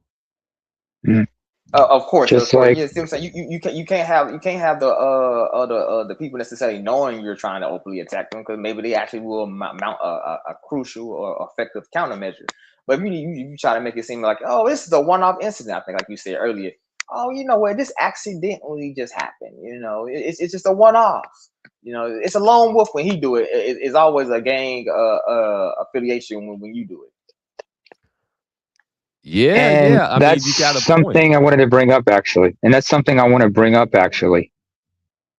And the inspiration for what I'm about to bring up is two things. One, two speeches that H. Rap Brown did. One about collectivism versus individualism, as well as a second one where he was addressing to African Americans. He said, Black people can never be afforded individuality. The second inspiration is also this scene from American Gods. It was in the funeral home where Mr. Nancy, played by Orlando Brown, was giving quite a speech to both Mr. Ibis and Bilkis. And he was explaining to them, and the particular line he gave, especially in the funeral, when he was like, he said to Bilkis, he says, "My dear, this country wants us to believe that white people are naturally good. So when a white man does something horrendous, it's a good person doing a bad thing. And they also want us to believe that black people are inherently bad. So when a black man does something good, they want us to believe it is only a matter of time before that animal shows its true nature." The words in that line were purposeful. We have to understand that the concept of not just that this concept of collectivism that they impose on all of us is basically based in the have and the have-nots. Basically, what they want us to believe is that white people can have only positive collectivism, but the individual can have positive or negative individualism. So when a white person does something wrong, it does not reflect on the group. He's just on his own. When a black person does something ill, it is negative. It is a false form of negative collectivism, because he's not allowed to be an individual, and anything he does, you can pin it on the whole community through means like guilt by association. Oh yeah, that's the whole. This is the games they like to play.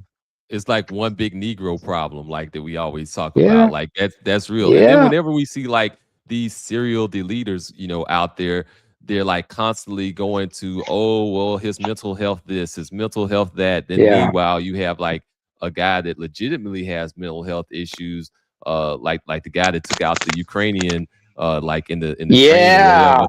And like he's legitimately got mental health issues, should be in a facility somewhere, and then now all of a sudden that's brought up as like black criminality, just inherent black criminality, and some sort of massive surge of attacks on palm-colored people, and that's how that gets spun, and it's constant, and we're told, oh, don't look at that, don't notice that, don't notice how these two things are framed differently. And that's what systems do. When you have control of a system, they kind of like control and show and shape the narrative. And then whenever you notice something, then they penalize you or try to undermine you or make you look bad because you're noticing the pattern. It's like, oh, why are you looking at that over there? Why are you saying this? There's nothing to see here. And then they keep on playing in your face. But I bet oh yeah, I'll let you go real quick, and then I'll get Trump's America in here.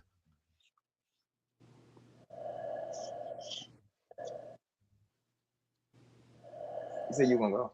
Yeah, I was saying you go ahead, go. Oh, you actually want me to go? I'm sorry. It's kind of remind me of, I think Bronk had told me one time. It was like a little phrase or something. I think he was like, if you walk into the wilderness necessarily or into a forest without no flash, like how many trees you think you're going to bump into, right? Because if you know you walking into a woods, necessarily, right, in the middle of the night, you're inevitably you're going to run into some trees, right? So you're supposed to always bring a flashlight to make sure you can always see where you're going. You can see what's doing what necessarily in the environment. They just want you to walk around the woods instead of and run into the or running in the forest and run into the trees and just say, oh well, it just by happen chance I ran into this oak tree in the middle of the forest. Yeah, that's exactly right. So you're like basically like penalized for bringing your flashlight and being enlightened, because you're supposed to stay unenlightened. You're supposed to stay in the dark. I want you. And enlightened is the word, is the right word right there. Yeah, and enlightened is the word that we're before Trump's America comes in, I just also want to finish off by mentioning this thing. Just like that, just like H. Rap Brown said that, black people can never be afforded individuality. They sell you a false form of it. And you can tell that they don't genuinely see you as individuals when they talk to you. When a white person says, "Oh, well, you're one of the good ones." Understand that word. Oh, you're one of the good ones. The good ones. That means you have no individuality. And the thing about seeing you as an individual is they have to acknowledge you as a person, that you have agency, that you are a human being. They don't. They want to rather see you as a collective, which means you can be dehumanized and you're only seen through a certain narrative or a certain set of stereotypes. And me personally, having lived in Norway, when I first came to Norway, I had to be mindful about two types of individuals: people who live up to certain stereotypes and people who believe in certain stereotypes, especially when I'm dealing with people of other nationalities, whether they're from the third world or otherwise. But go ahead. I'm gonna go ahead and get Trump's America in there, but like, there's a reason why some people end up going into actually portraying those stereotypes that they're presented with in the media is because there's something called looking glass self theory, where people end up becoming what other people see them as, and they try to fit into their role in society by doing so. But let me go ahead and get him in if he wants to chime in. I still see you on mute. Thanks for having me. Hope everybody's doing well. I'm going to be the voice of dissenting. I heard a little bit about how it's sold to black men that individualism is sold. I'm going to have to push back. And we're going to have to push back hard. Most black men who've achieved some level of success, whether major or minor, come to the realization that you're going to have to go alone. You don't get support in your formative years. You don't get support when you're trying to build something. And if you do get support, is less likely that it comes from people who look like you. So actually, it's a revelation that in this world, as a black man, as a productive black man, you're alone. Because a lot of times we look for support. A lot of times we need that support. And then even when it comes to things like banding together for some atrocity, it lasts a couple months and that's it. Like the banning of boycotting Target because they dropped black business owners. People are shopping there now, right? This whole boycott Asian thing, right? And I come to find out that's not even real. So while I get the point of, yeah, your systems are always going to be better than the individual, but unfortunately, black men, where can they get their system from? We can't work together, right? There's too much hate, envy, and jealousy. Too much of, oh, I know more than this dude, and this dude know more than me. So it never really works out. Even Dr. Henry Clark said, right? Other than some pressing matter, it's better for the Negro to be separated. And that's from Dr. Henry Clark. So I do appreciate the sentiment, and I do agree that system works, but it's definitely not sold. It's a realization. And I'll let my plan there. All right, all right. Who wants to jump into that first, or should I just jump in? You go ahead. But don't forget to play "Hail to the Chief," because we had President Chappelle in here. Hail to the chief because he's the chief and he's hailing. All right. Thank you for getting right. Go ahead. So here's what we got. Like, so you have the ability, and I think I probably brought this up before, like you have the ability to win on the individual level, and that doesn't necessarily play out on the collective level. If you go and you look at your odds, like your odds are, okay, somebody's going to be able to make it, somebody's going to be able to win the lottery, somebody's going to be able to take their effort, and their effort will one day meet opportunity. But in mass, you end up with a different kind of a structure. And a lot of things that we end up with is inside of our community is rugged individualism on the front end, and then when you actually make it, collectivism on the back end. It's like, okay, you made it. Now here's everybody's handout for their piece of the pie. And so that's a thing that happens too. And we do have crabs in the barrel, like the whole crabs in the barrel issue where there's sometimes some envy. But we also have like structures and systems that facilitate the animosity towards ourselves and people that look like ourselves to stop us from connecting and getting along and moving further than we otherwise could have gotten to alone, like with our individual effort. Like your individual effort, imagine if you can get to 1 billion by yourself, if you would have been working together, you would have made it to 1 trillion. And even for the people that did make it to 1 billion, there was definitely some working together with other people to get there. They were not isolated and alone, even if they might try to portray it that way. No, I totally agree that systems work better than the individual. Matter of fact, you cannot build a business without having a system in place, right? And anybody who has been successful actually hire people or work with people who are better than them that can take them to the next level. That's one of the ways that you stay in business longer than 10 years. But what I'm saying to you is that where is the system train where I can get on and work with other Black people that's willing to work with me? I'm saying that's not an option for us. Yeah, we were just talking about this, usual. Literally, we were just talking about this the other day, man. How it's so hard to work with other Black men. A lot of the reasons what Trump's America just brought up, it's just you got the one guy who think he know more than this guy. You got the one guy who's got more money. He's like, oh, I got more money than you. You don't know nothing. It's like, come on, man. That's what you come up against in the Black community when you do meet like-minded men. It's like these egos just make it hard for us to do what we need to do, essentially, to progress ourselves.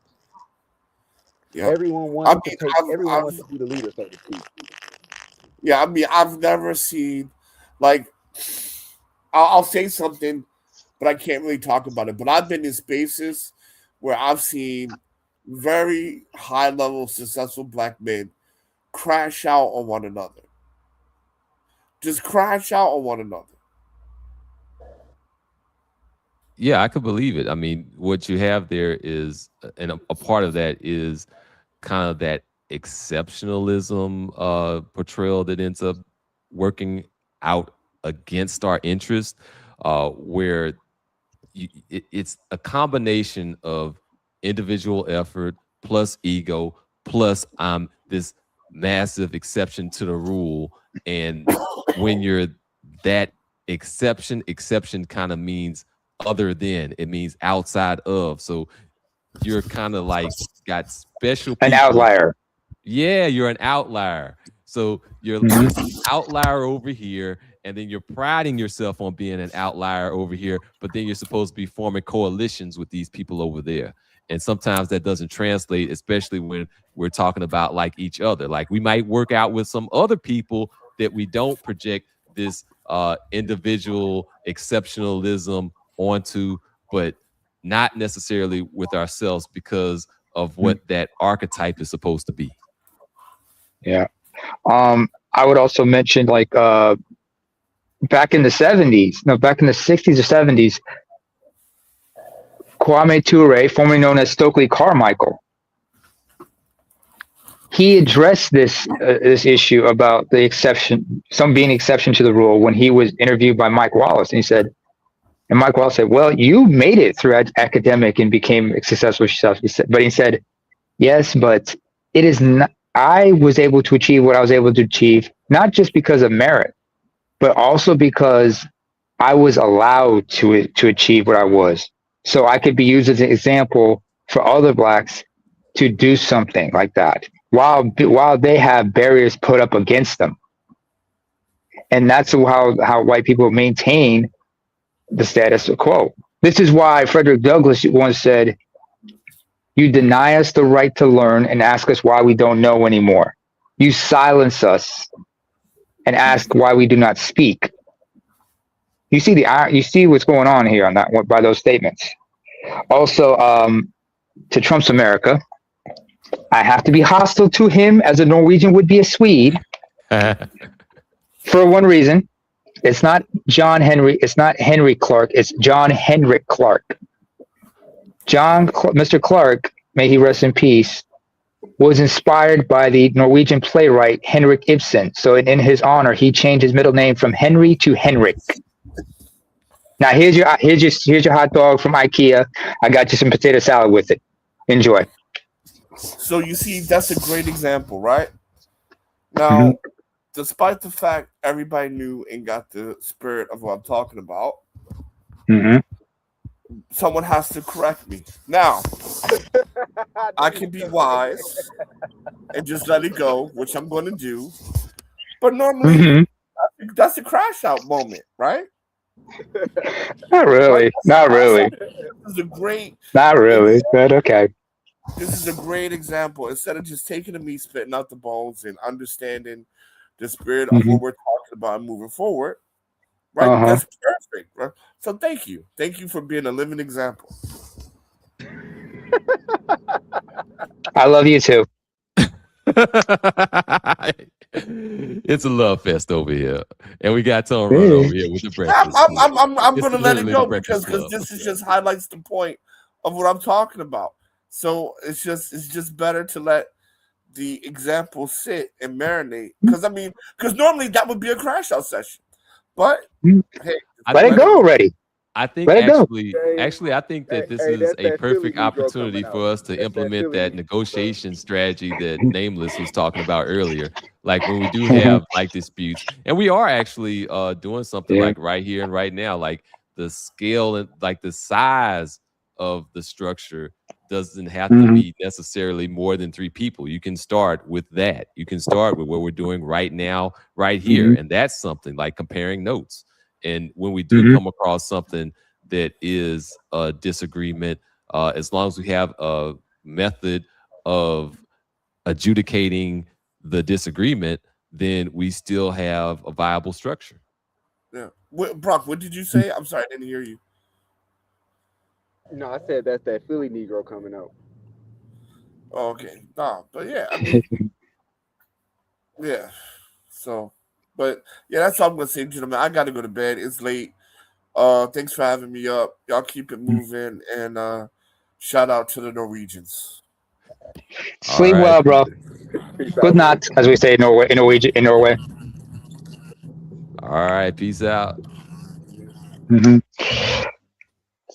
Yeah, at that note, myself, I gotta handle some business myself. I gotta go in and get to, but I want to go ahead and salute to the panel, salute to everybody else there, and salute to the chat. I'm out. All right, peace out. Peace out, usual. Bye, usual.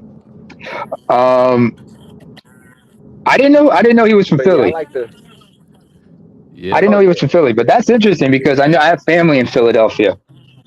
But I'd probably ask which area he was from, just to know about him a little bit. Get to know him, get well acquainted, It's all love.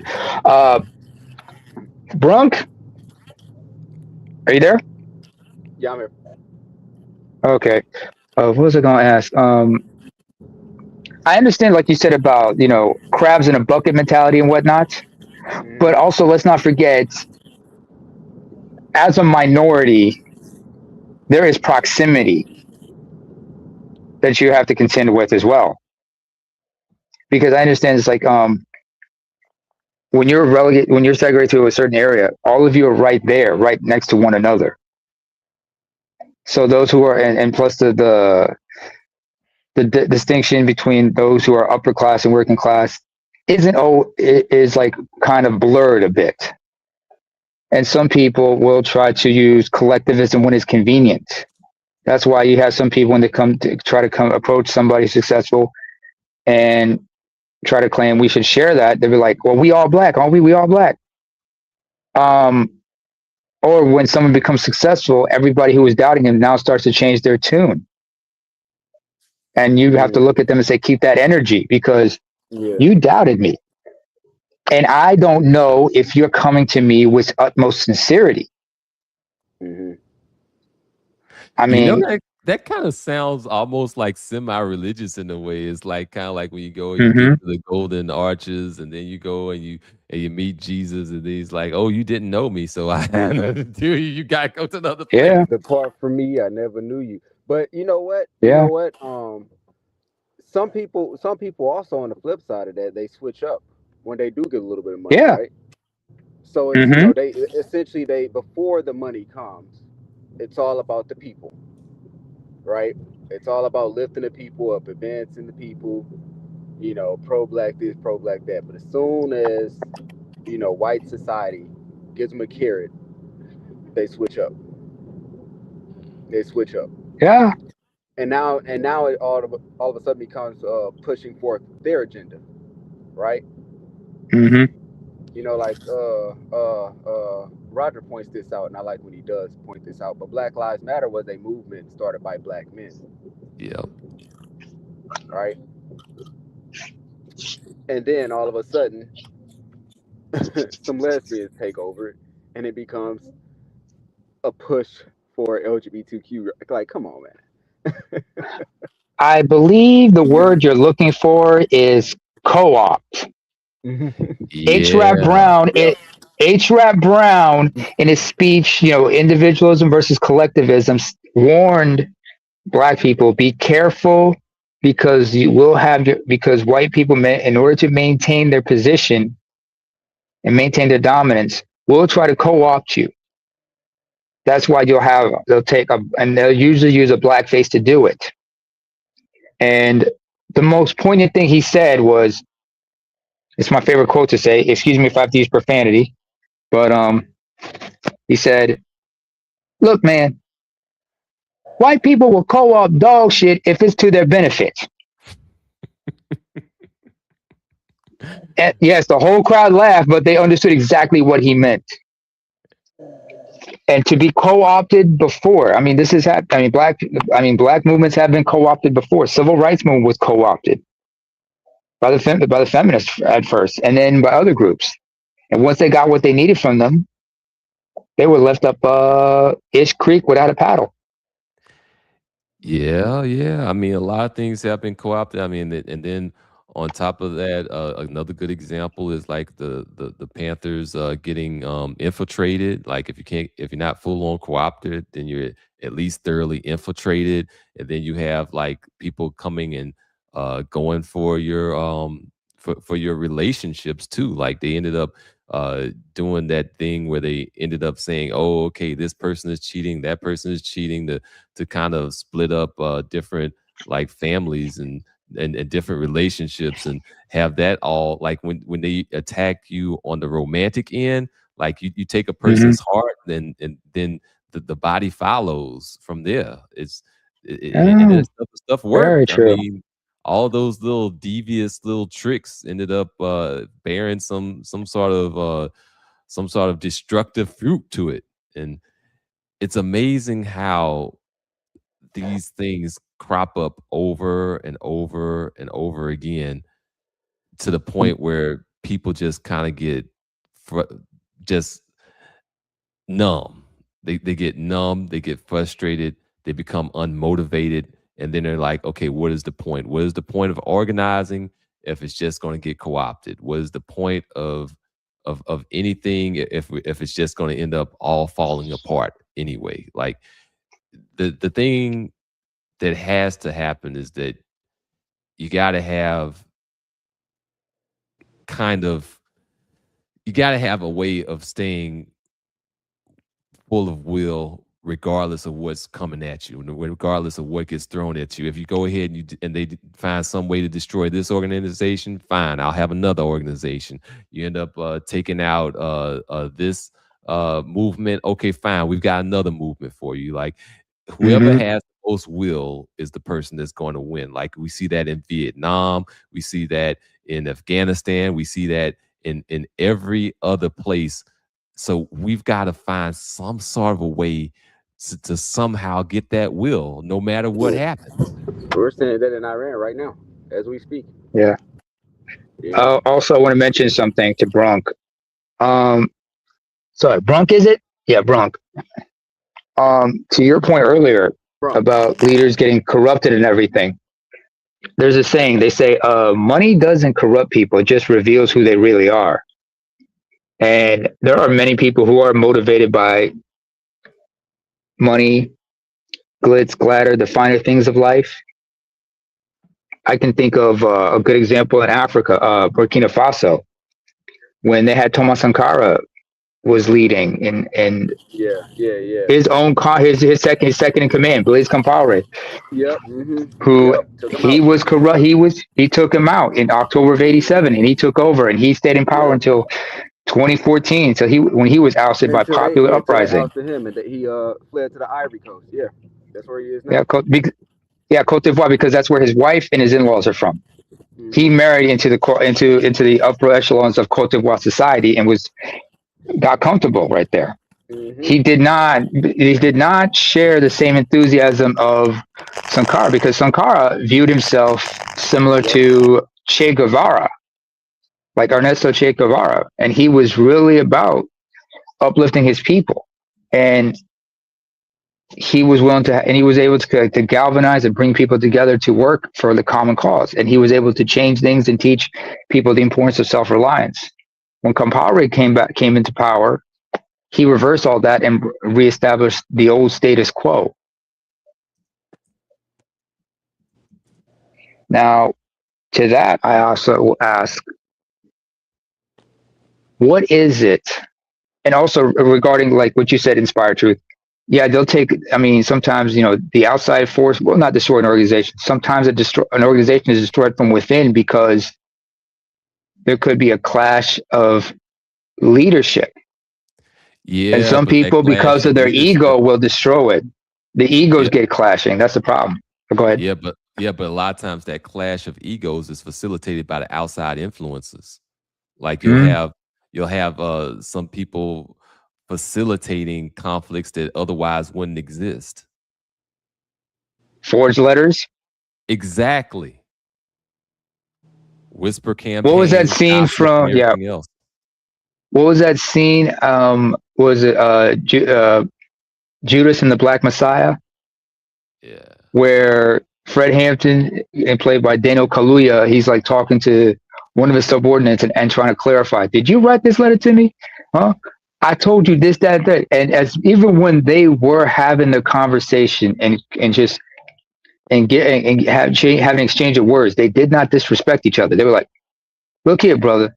They always refer to each other as brother because they understood a level of decorum was required. And when they were trying to clear out the confusion about, I've been told that you've been saying this, that, and the third about me. Nah, brother, I didn't say nothing about you. You sure about that? Nothing. Don't be lying to me. And what about you, man? I heard this, that, and the third. You sent me this letter. I didn't send you no letter. This is how people infiltrate organizations. And this is why you had that program called COINTELPRO by J. Edgar Hoover. Yep. The FBI. I saw a documentary about J. Edgar Hoover a while back, and it talked about, how much he saw Black empowerment as a threat. Hell, the civil rights movement was going on in the 60s. The Dixiecrats try to make the false equivalence to communism. Well, all the while.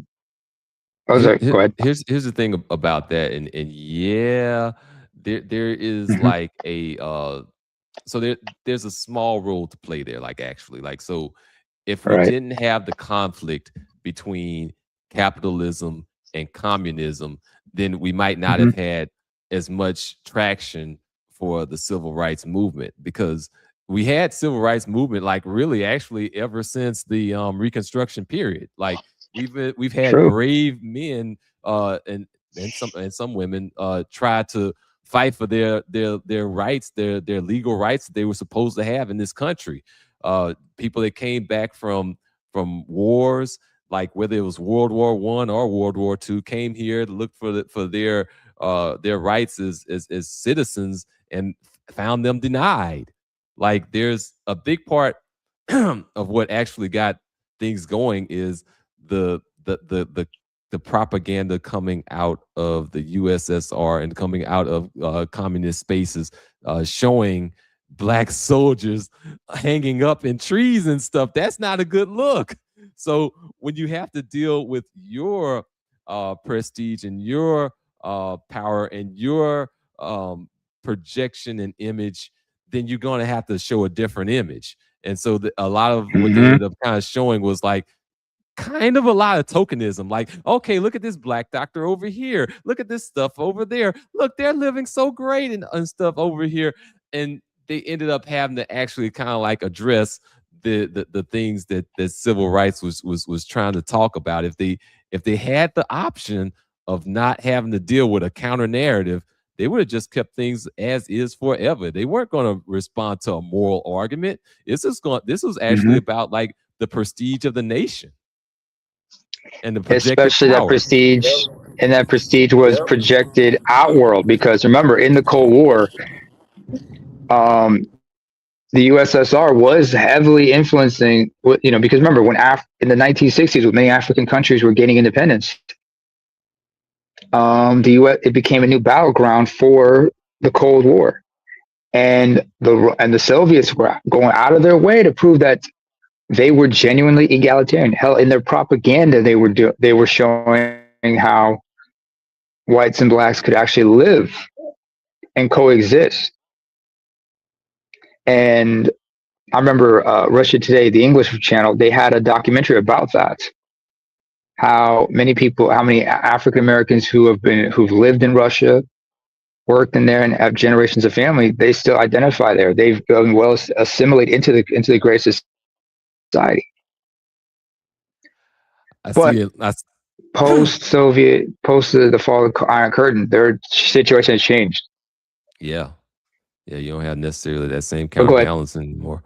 I saw that Landon mentioned something in the chat there about like the male-female dynamic. Like this kind of speaks to a little bit of my idea of needing a woman who's on mission with you, because it's got to be something beyond just the immediate emotions. Like you get like the immediate emotions of seeing a text message out of somewhere, or back in the past it would have been like a letter somewhere that COINTELPRO plants or whatnot. Like you have all these different things that can, all these outsiders that can end up influencing your dynamics. And if you have like a woman that's more reactionary rather than more mission based, then you have a dynamic that's subject to outside influences, including through social media. Like you might sit there and, have your thing going with your lady, but then she goes and she sees something online and then she runs with it. And then now all of a sudden you're having an argument about whether it's better for your daughter to be in the bear with a human being man or a bear. And some of the bears look like actual bears. Yeah, it's not. Or bear can be a code for other things. Some of them, they don't look like Paddington Bear. Some of them look like the bald-headed bear that John Candy was frightened of. Some of those bears look like the cocaine bear. Yeah, that whole bear versus man thing was ridiculous. Like that, and the whole like, oh, I don't need a man, I just want a man, and all of that stuff just gets really ridiculous. And that's programming. Like that's where we get into and I'm glad that Nameless brought it up now. Like that's the new trend now. The new trend now is algorithmic power. Like what images are your brain going to be inundated with?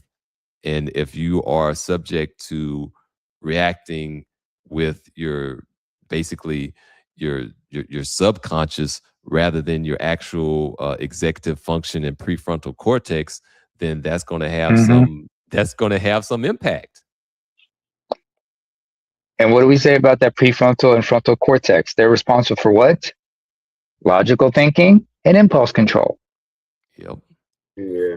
And a lot of people, unfortunately, are impulsive with no self-awareness. But go ahead. Excuse me. Yeah, I think a lot of people underestimate the power that technology has on shaping the psychology of societies.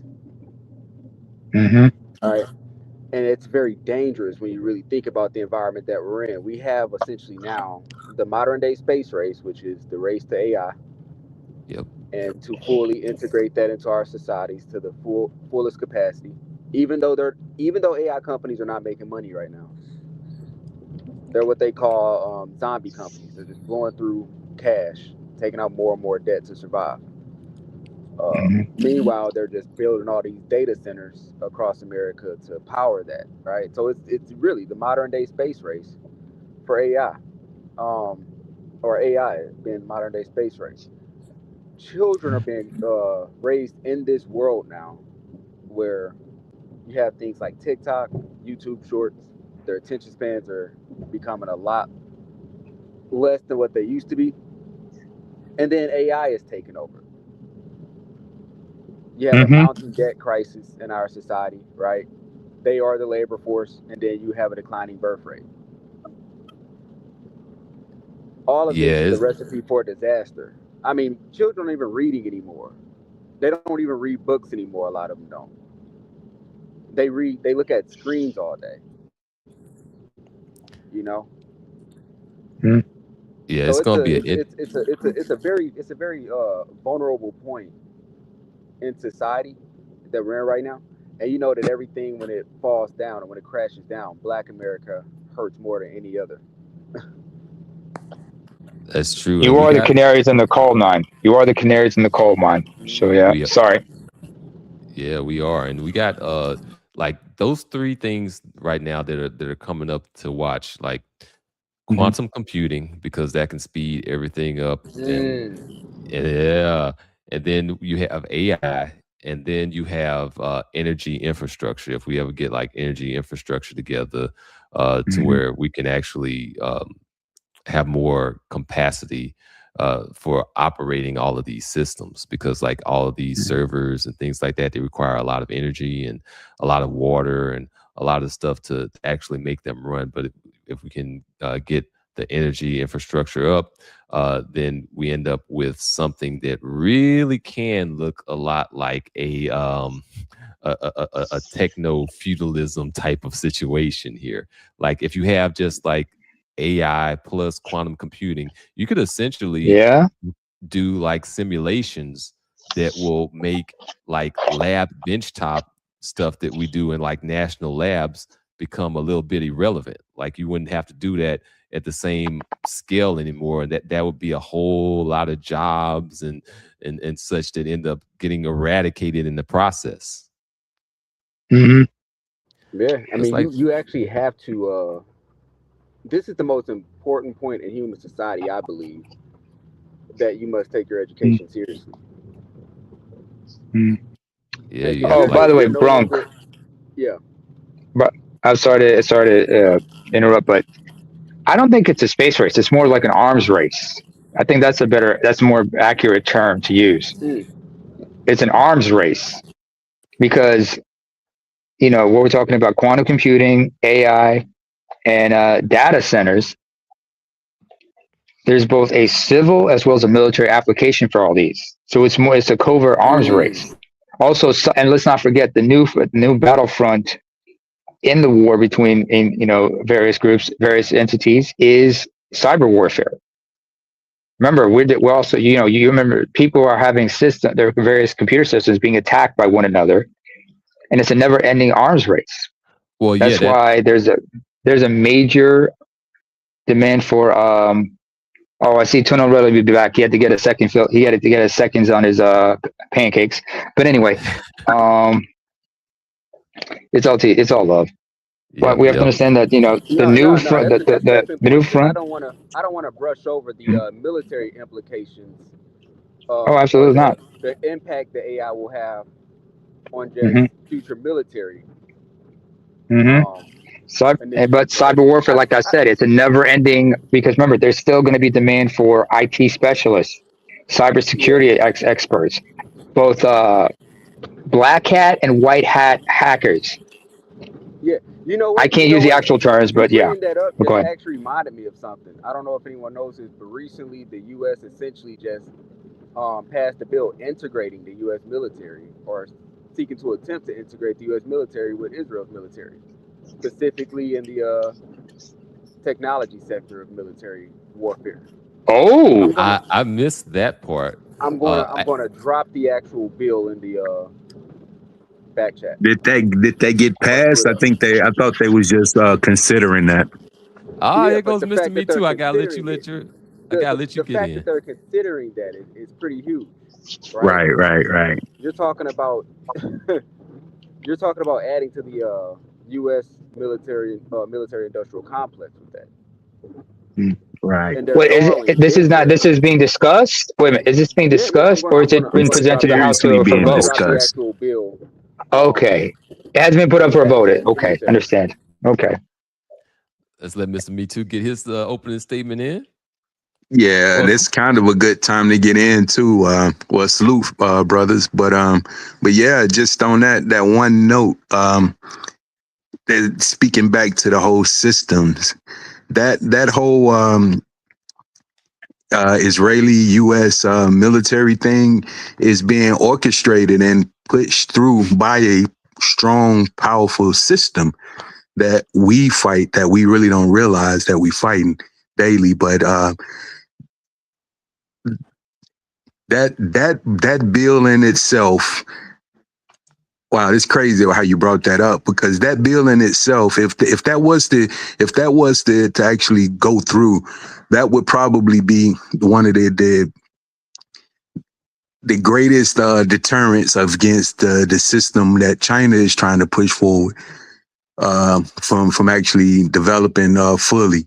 That's the only thing that really could kind of deter that, and as like globally.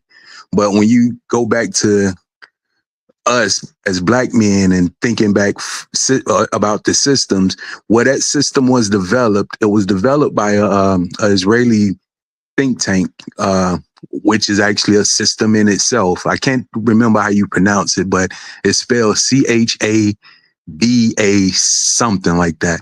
But that's the actual name of the group that's pushing those type of things, along with Could you other. write in the back chat for me? Maybe I could help on that one. Yeah. But hold on, let me see. Try to find it for me, because I think I know how to pronounce it. If it's what I think it is. I'm running to the restroom real quick. I'll be right back. All right. Hold on, I'm typing it in the. I think that's how you pronounce. I think that's how it's spelled. I'm not sure. Okay, But if it's what if yeah, go it's ahead. not Chabad. It's pronounced Chabad. Okay. Chabad. Okay. The CH is that CH that can be misleading, because they use it the same way how it's spelled in German. CH is pronounced it, just like how in English you guys use KH for the ch sound. In German they use the CH like that. That's where the confusion comes from for most people.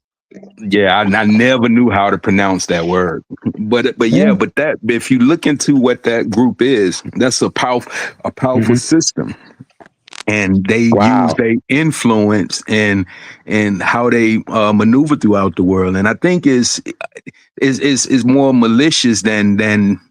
From my perspective, it's more bad than good that they do. From my perspective, but the blueprint is effective, which is the key. So I think if we as a group can kind of learn these different types of organizations and their systems, and try and get the bits and pieces that we can use, and try to benefit us as a group, I think we can maneuver a lot further. To your point, and I Mr. know Me I was Too. just rambling. I wasn't concise. No. Forgive me, fellas. No. That's okay. I get where you were going with it, and I appreciate you bringing that up, because another prime example of what you're saying is it's not just think tanks and other institutions like that are think tanks. Lobbying groups also operate the same way. Right.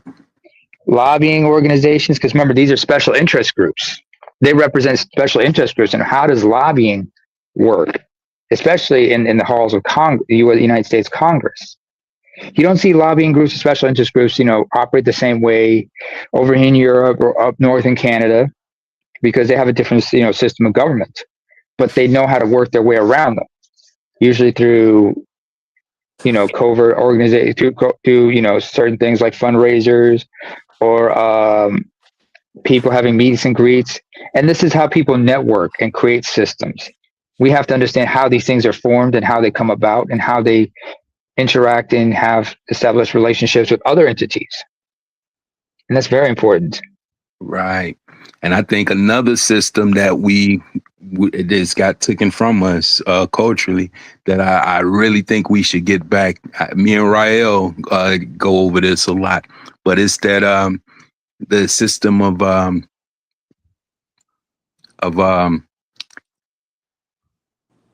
damn it. I just forgot the Describe word. it for me. Describe it for me. Maybe I can help. Is when damn, it's simple. Rites of passages. Damn, I don't know why that slipped my mind. Oh, rite of passage. Yes. Right. Passages. Rite of passage, because you don't have a rite of passage for us nowadays. You know, from boys to men. And no, we're not talking about the R&B group.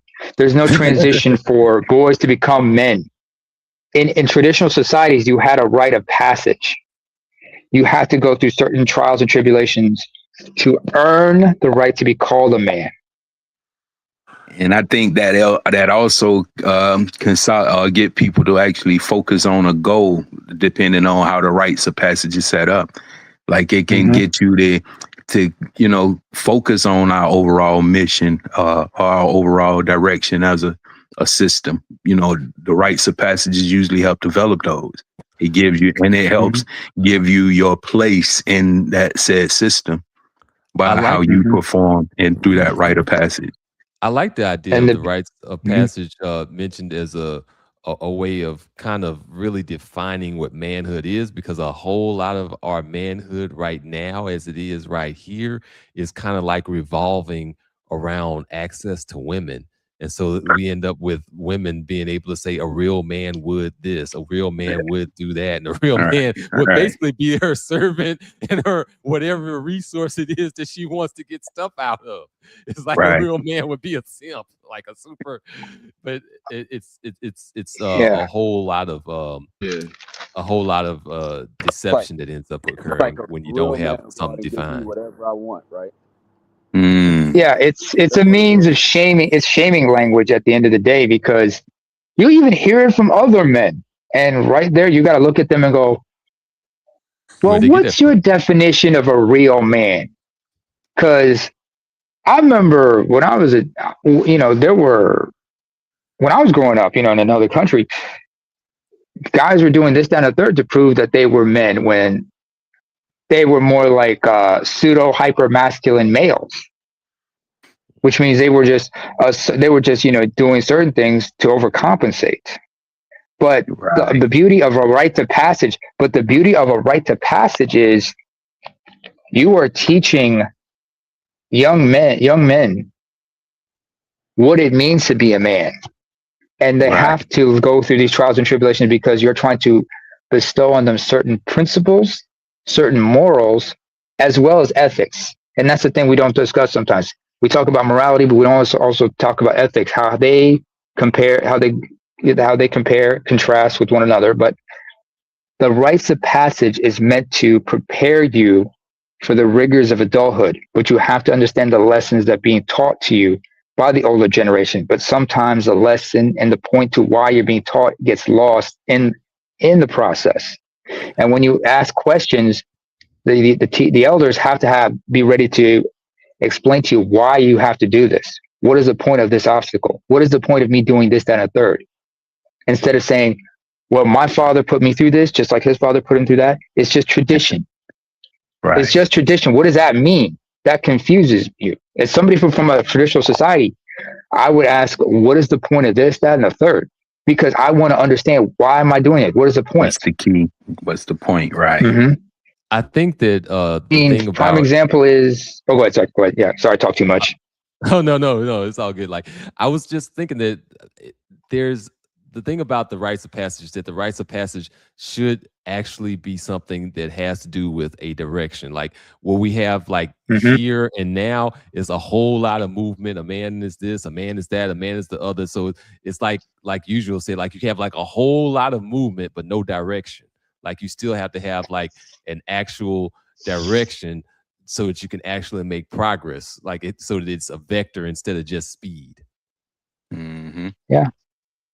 Yeah, and It's that's normally how they really work. If you think about it, like you said, before it get lost in the sauce in the actual practicing of it, it usually it was something so simple that when you do it, you're gonna automatically get some kind of obvious knowledge, you know, and like you say, it was up to the elders to come and just try to.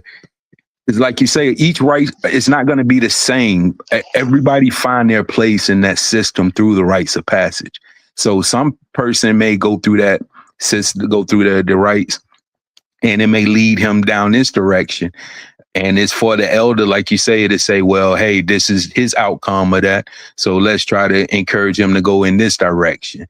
And then you may got some that go through it and it may lead them down, let's say, in a more physical direction of the thing. So it really just helps us find our places in the system. And I think, like you saying earlier, it should be something effective, but not too complicated to where it's easily to get lost in a tradition of it. Yeah, you know, meaning sometimes get lost. The meaning always let's get lost. But go ahead. Let me get Tunnel Runner in there and then Bronk or Yeah. I just wanted to say this. A lot of times, what a rite of passage or should be, and what you see with a lot of white people is they're trying to conquer fear. A lot of black people, a lot of black men. So it's different between women and men because we're led by women, and this is not handling fear, actually conquering fear, actually doing things like jumping out of an airplane to conquer that fear, go swimming to conquer that fear, scuba diving to conquer that fear, do things that are fearful and dangerous, but can be done safely and that you could understand because life, when you're trying to make things happen in life, there are a lot of fears that people can stop them from being successful. And you have to overcome that fear. So a lot of times you'll see the rite of passage is you will see like somebody in Africa and they'll send a young boy out there to go get go get a tiger or a lion, and he's by himself because it's a fearful thing, and he has to go out there by himself and bring the lion back. And when he brings the lion back, he's now considered a man. So there's a lot of things that we have to do to overcome fear. And a lot of times black men are held back by fear. And it could Go ahead. Oh no, go ahead. Like you making an excellent point right now. And so, it's just that, it's just that we have to we have to overcome the fear, and we have to overcome fear about women. And the system that you talk, we have 100 systems against us, but the one system that we shouldn't have against us is the one system, man and woman together, working together. It's a basic system that most people have already conquered and got successful. And we seem that black men and black women have that one system of just being together, being friendly and working together. Can't get that system together, and that just creates, the domino effect.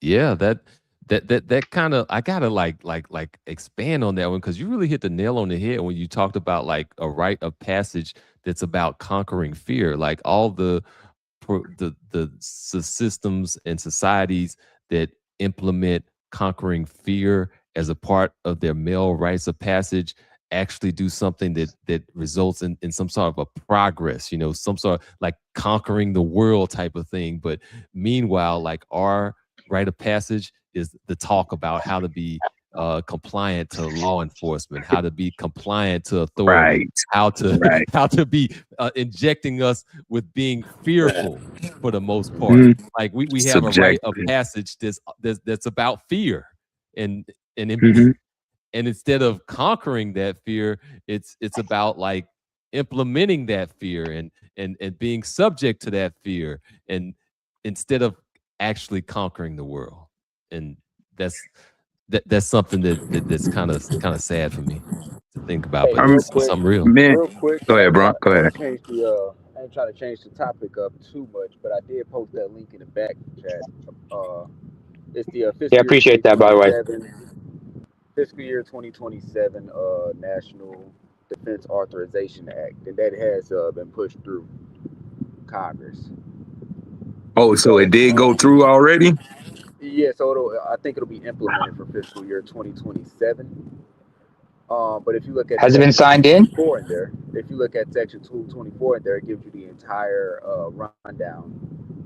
Okay. It's titled. So Yeah, this is already we in passed through trouble, y'all. Congress and it was signed into law. So hold on, let me see if I understand this right, Bronk. You're saying Yep. it was put up for a vote, it was voted through, and then it was signed into law, correct? Went through the House. Yeah, I Went think through the what House Trump is and the doing right Senate, now but is has he's it been requesting. signed? So Trump is requesting, I believe, like an additional 350 billion in funding through a separate budget process. Mm-hmm. But let's see. Let me look at the actual Congress.gov and see if it's officially signed off on. Here we go. Oh, All right. yeah, So we in trouble, y'all. Because listen, if that, the look at House what's passed gonna it. happen. The House passed it. So it's passed the House. But I think that's where we're Okay. at right now. It's got to get past the Senate. Okay. I think Trump again wants about another 350 billion added to it. You know, this is gonna be a nice segue into like my next series. Then I'll get into like Black Men on Code next time around next week, I think. Okay. Yeah, so we can kind of think about I some like different this. ways that we want to try to like move around and things that we want to implement to make some progress in our lives despite these headwinds that we might be facing. Mm-hmm. Yeah, that Black Man on Code, I think, is the perfect thing. That particular section is titled United States-Israel Defense Technology Cooperative Initiative or Cooperation Initiative. Mm-hmm. Well, they know how to put words on stuff. Hey, they know how to articulate, my brother. It is what it is. That's just fancy speak for we are combining the technology sectors of our militaries. So And more particular, the spy apparatus and not just the spy apparatus, but the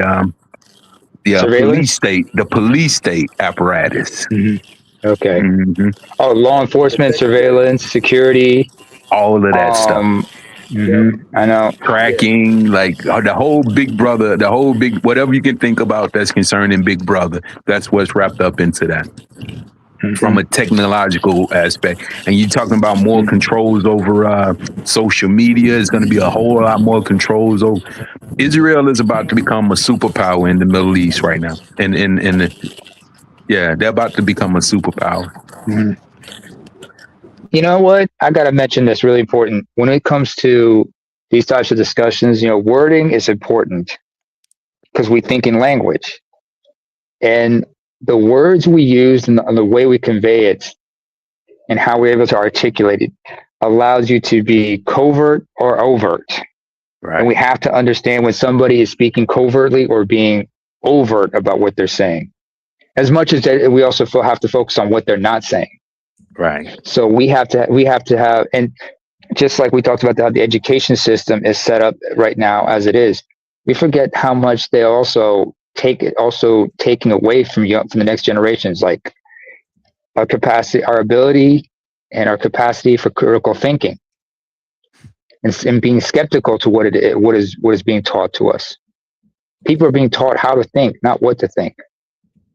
We need to teach people how to think, not what to think.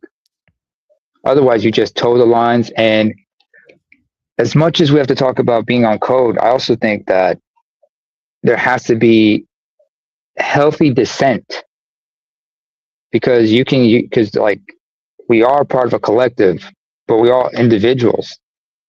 And sometimes dissent is needed because groupthink can sometimes be counterproductive to the greater cause, for the greater cause.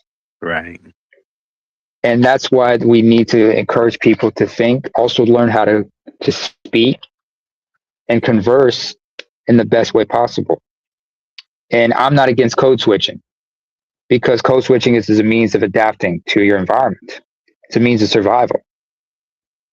I understand some people are talking about keeping it real, but hey, sometimes you have to be deceptive. Sometimes you got to be like an octopus, because an octopus can change its color and the texture of its skin to blend in with its environment when it needs to, whether it's in predation or if it's doing it to protect itself from predators.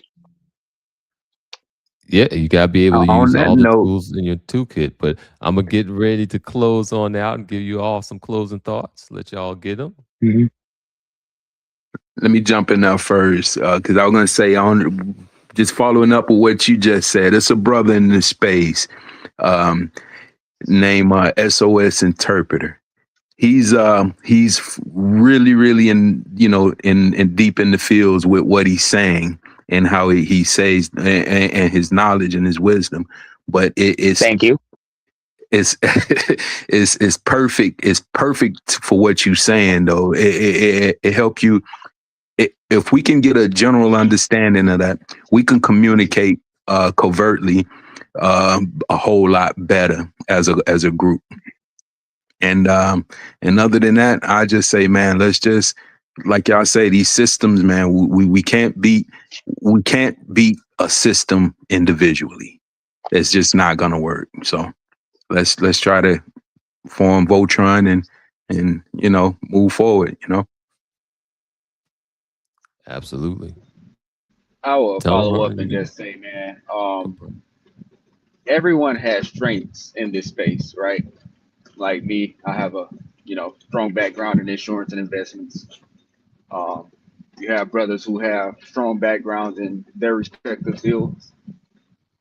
If we can all start to really individually build out our own systems for our own families, and then learn how to communicate with the community of like-minded Black individuals to build out an extension of that, that's what we really need to focus on. But it's got to start at home first, right? If you're not building those types of systems in your own home, if you're not having those education requirements for your own children, if you still haven't essentially gotten that cooperative, submissive woman who is on your program and is actually for the family, besides herself, if we can't get it right there in that sector, it's not going to be able to be built out systemically at all. It's got to start there, right? And if it's harder for us as Black men to begin those systems in our own homes here, then we really must seriously consider packing up and moving elsewhere to build these systems, right? So I'll land my plane there for my close statement. Yeah, that's absolutely right. Communities start with families first. You get families, then you get communities, and then you get nations, a strong nation. I guess that's on you, Naima, or oh no, it's on Tunnel Run. Go with it, Tunnel Run. Elders first, age before beauty. Okay, well I'll go. Yes, remember, protect yourself at all times. Yeah, they set plans for us to fail, but we have to succeed. You have to have a strong mindset that you will succeed, and don't let anybody bring you down. Stay strong, stay positive, and let's get together and make things happen. Peace. Excellent, Thank you. excellent. Yeah, appreciate you letting me doing the Vanessa L. Williams thing all over again. Save the best for last. To Mr. Me Too, appreciate what you said. That's right. To Bronx point, it starts at home. But the one thing that you need to start these things at home is trust and faith in one another. Honesty and trust is involved, as well as honor. If we can't trust one another, how can we work together cohesively? That's why I've seen this that's what I've not seen this personally, but I'm aware that you have these types of exercises done to enforce or reinforce trust, or at least establish trust among certain entities. Whether we're talking about sports teams, branch of a corporation, and that is important to it. That is important. We have to work cohesively, but it starts at home and then starts with the community. But you have to establish that trust amongst one another, and honor and faith and respect for one another is also needs to come into play. As far as these systems go, studying these systems is going to be vital for all of us. And in the spirit of my brother, or the name is protagonist, some of us have to operate Yeah, some of us have to operate in the way of the samurai, but there are many of us who must operate in the way of the shinobi. You have Bushido and Ninjutsu. They go together in more ways than you think. Thank you. Absolutely, absolutely. Thank you for everybody that came up to the panel. Thank you for everybody that came up on checking out the live. Once again, make sure if you haven't already, go ahead and like and share and subscribe. And we'll be back next time around next week. And I'm gonna go ahead and drop one last little bit of something from my side. I gotta go right back to the beginning topic at hand, like individuals versus a system is not a good odds. It's still one samurai against a whole entire army. You want to try to do whatever you can to build a system so that you can either operate as a system within a system or work as a system against a system. But you got to start somewhere, even if it's hard to start.